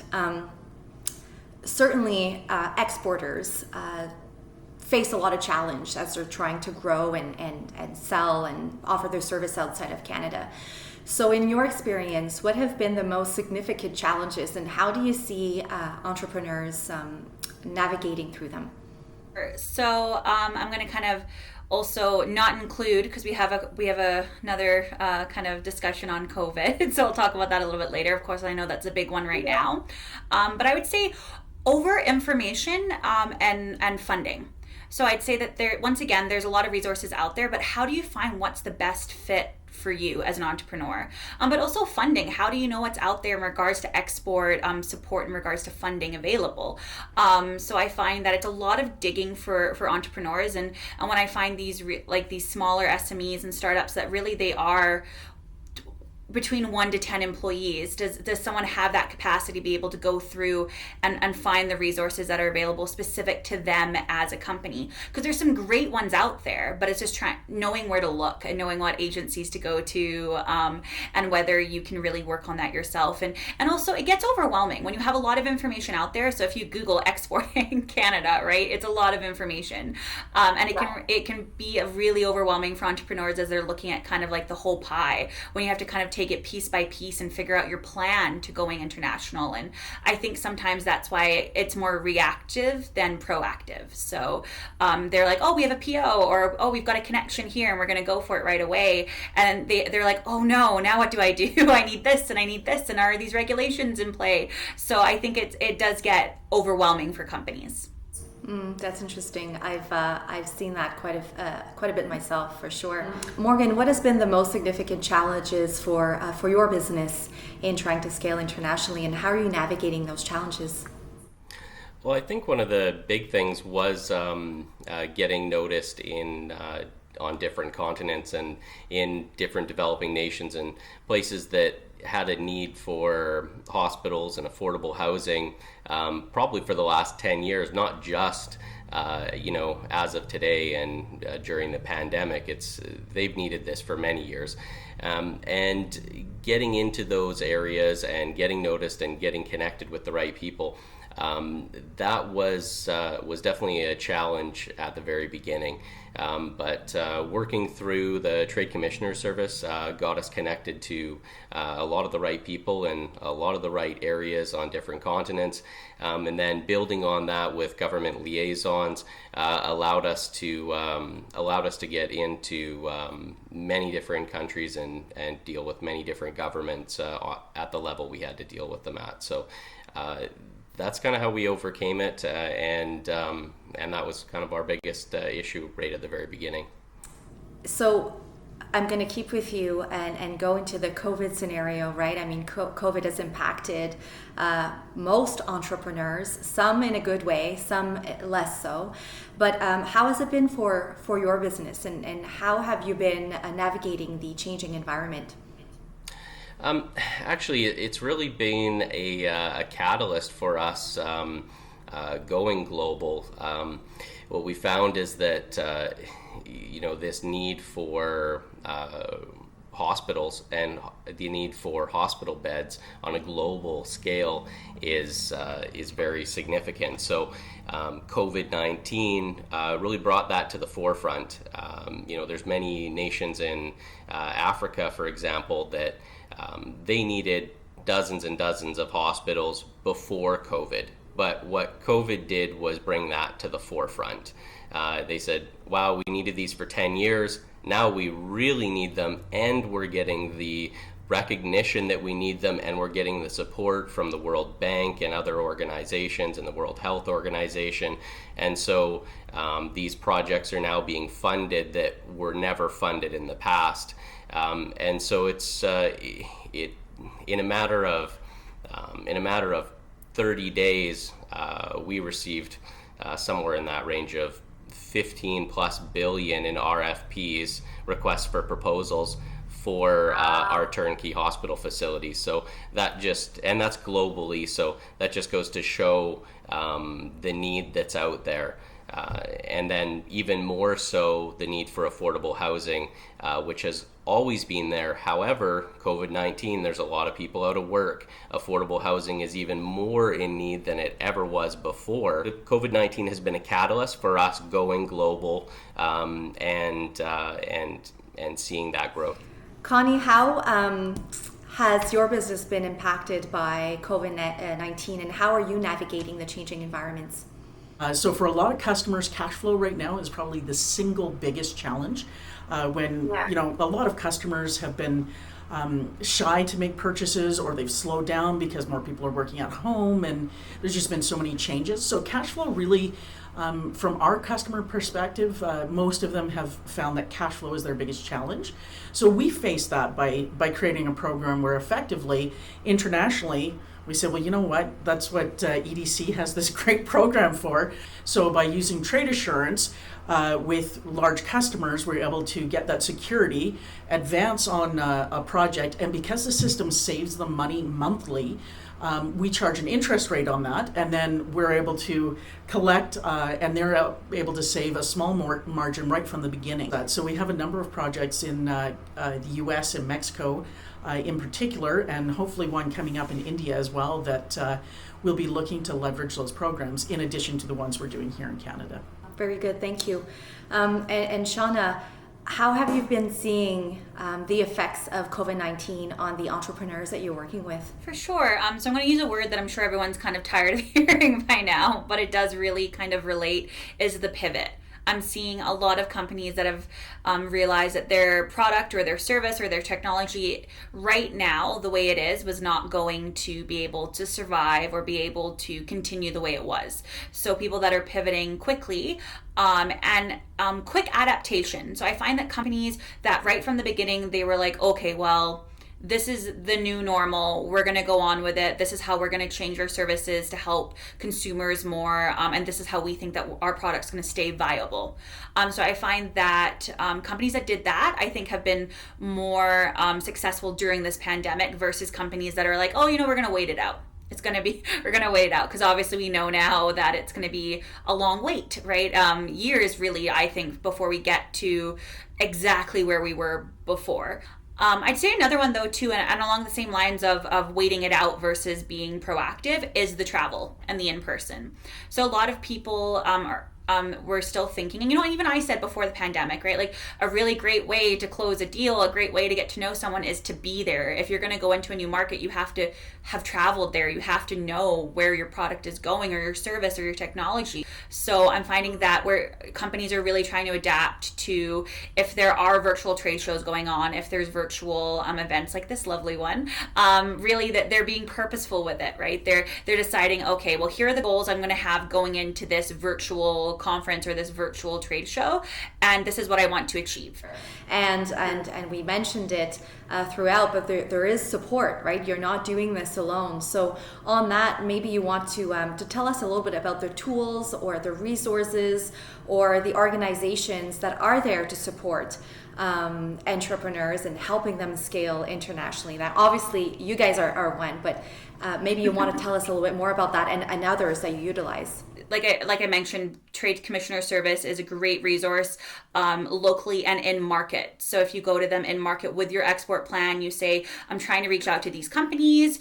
Are they vetted? Do you have any information or history on these companies? They're actually an awesome resource. I think the only thing that they ask is that you're prepared and that you have a plan. But also, if you go on to different, I would say take the time to go on to Export Development Canada to see the different resources that are available. Even the online tools are really great. And same with Government of Alberta, Government of Canada, Calgary Economic Development, and also as this is national, the Trade Accelerator program is actually a national program. So I think there's over 15 cities in Canada that run this for companies. So I would definitely connect to your Board of Trade, connect to your Economic Development Agency, your chamber, and just ask them, I'm a company, I'm looking at going into new markets, what do you have for me? And I'm sure that they can give you a plethora of local resources too. Well, that's it, right? So many individuals are there specifically to support entrepreneurs, and they're always happy to have at least an initial chat, right? So at that point, you know whether or not you are ready for this organization or not, right? But there's never wasted time in asking the question and see if there's support at the different institutions or organizations. So Connie, in your experience, what have been the tools and those resources and those support groups that you have leveraged that have brought you success in scaling internationally? I guess 2-3 years ago now, the Canadian government did its first trade mission for LGBT. And that included bringing both EDC and Global Affairs trade commissioners on a trip to a supplier diversity program in the US. And that actually has turned out to be some of our absolute strongest connections. So it's been really, really interesting. And those people they root for you. I mean, I can't say enough good things. The reason I ended up on that particular trade mission was I had been a speaker at a Canada-India Tech Summit a few years ago, and one of the trade commissioners that was there, when she heard about this new trade mission coming up for LGBTQ, she said, Connie, you've got to go. And she got a hold of me before we even had the announcement come out. And it's really, I cannot say enough good things about both the EDC folks and the trade commissioners on just how much they're willing to help you solve problems. So it doesn't necessarily have to be a specific thing. Sometimes I've reached out to trade commissioners saying, hey, do you have any suggestions? We're dealing with this group, we're kind of running into this issue, not really sure how to navigate. And even if it doesn't fall into their realm, they so often know somebody who will. So for example, again, dealing with new market, we're moving into Brazil right now. Brazil has some very specific trade requirements, and we needed a local rep within the country. Well, they helped us to vet someone that we knew would be trustworthy and would represent our company well. And those are really, really difficult things to do. Traveling is expensive. Even leaving COVID aside, you can't just constantly be on the move. It's just too expensive. So being able to rely on those resources has been absolutely tremendous. Networking is immense, right?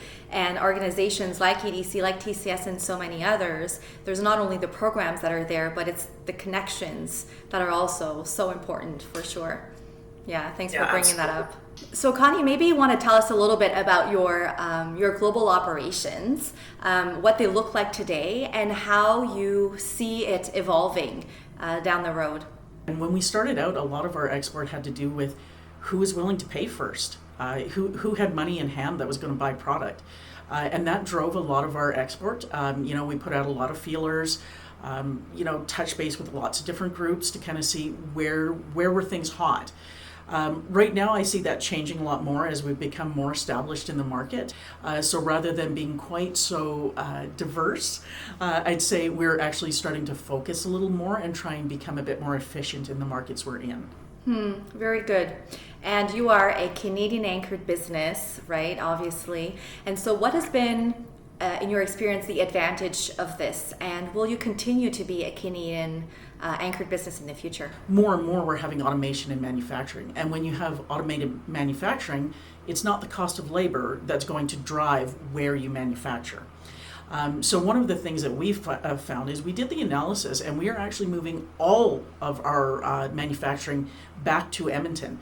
When we bring things from Canada, we're able to leverage all of the free trade agreements that Canada has. So Canada has more free trade agreements than any other G7 country.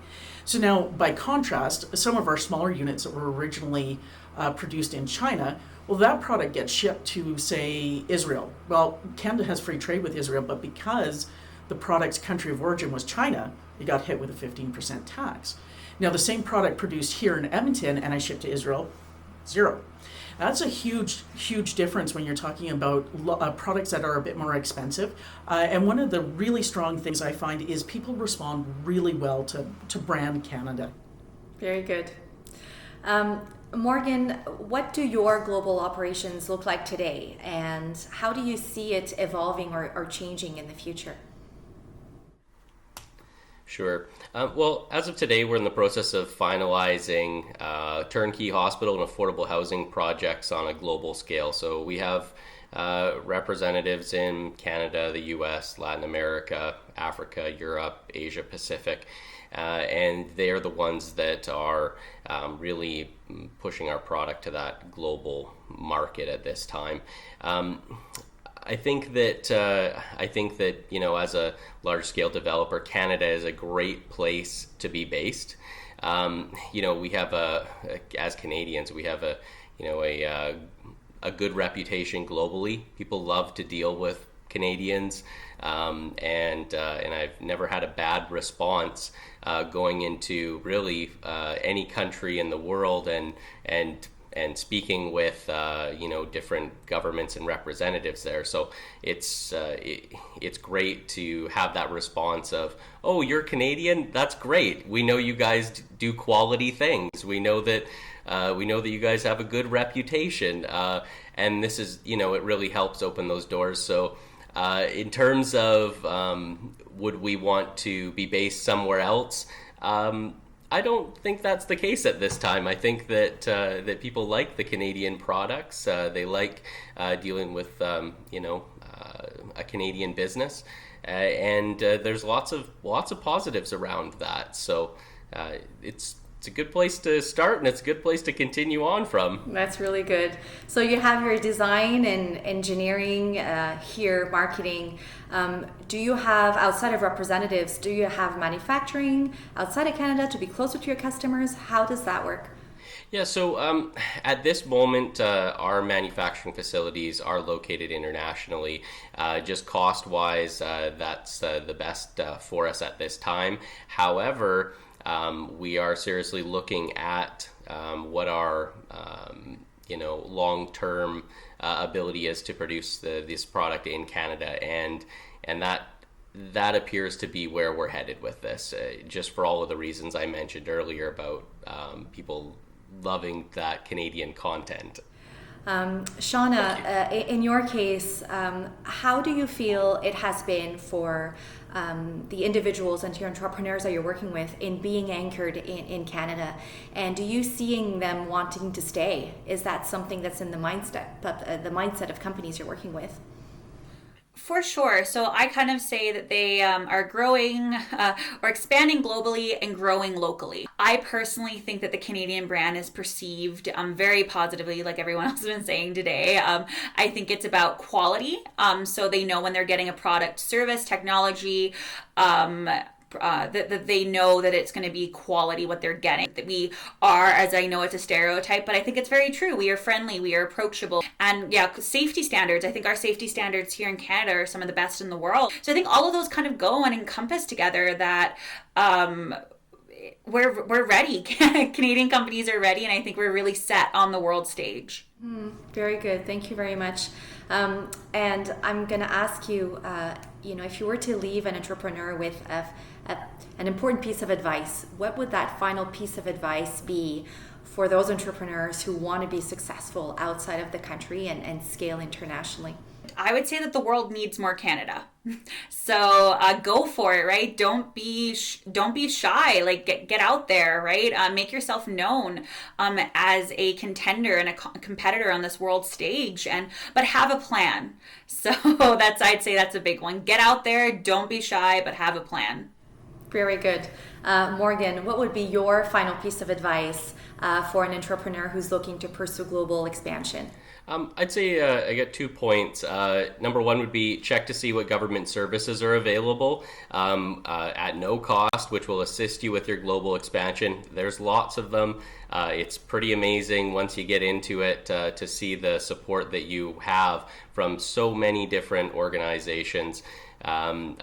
They all want to help you, and it's fantastic. And then number two would be, don't be afraid to make a few mistakes, learn from it, adjust, and try again. That's going to happen once you get yourself out there.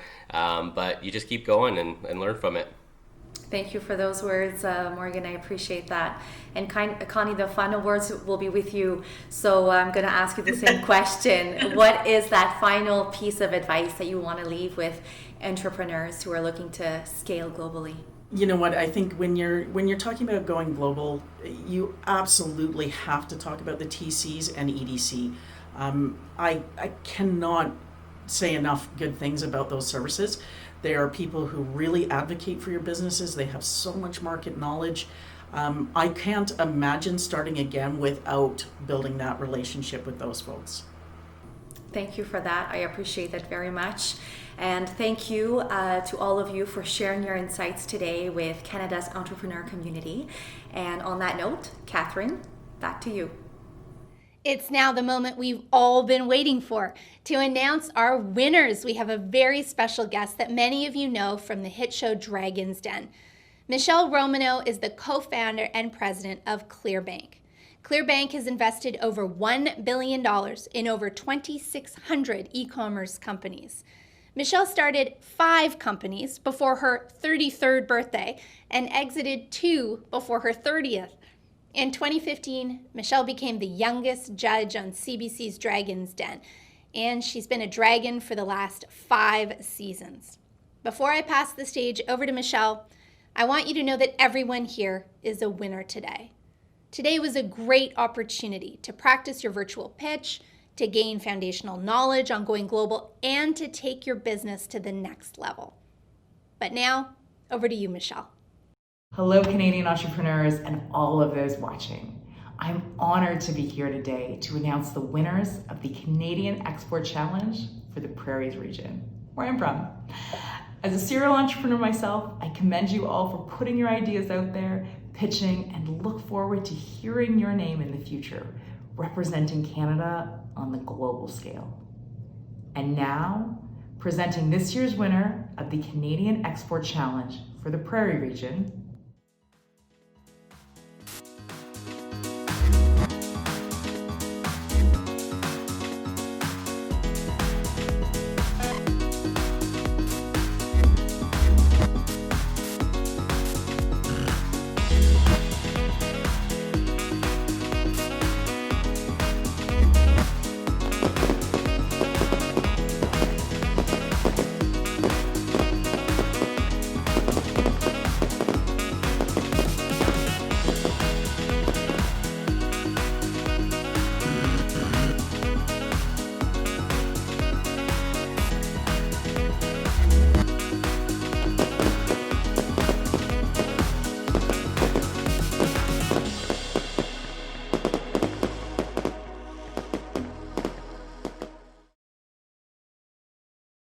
congratulations on this major accomplishment, and I wish you all the success in the future. A very special shout out for the Prairies CXC Pitch Competition winners. Today we've covered inspiring panels, practical workshops, and a pitch competition. On behalf of Startup Canada, UPS, Export Development Canada, Trade Commissioner Service, Google, and all of our partners, thank you for taking the time to be a part of this great event. A big round of applause to all of today's speakers, judges, and pitch competition participants for making this happen. More than ever, it is crucial for each of us to rally together and champion entrepreneurs and businesses that are the backbone of our economy.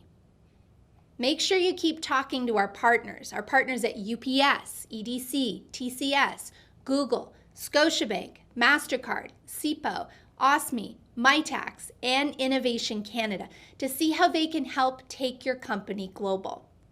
Don't miss the Digital Grand Finale Pitch Competition on October 20th, where you'll watch 10 regional finalists compete to win $25,000 and up to $100,000 in support. Thank you so much for joining us today, and we hope you can join us again in October.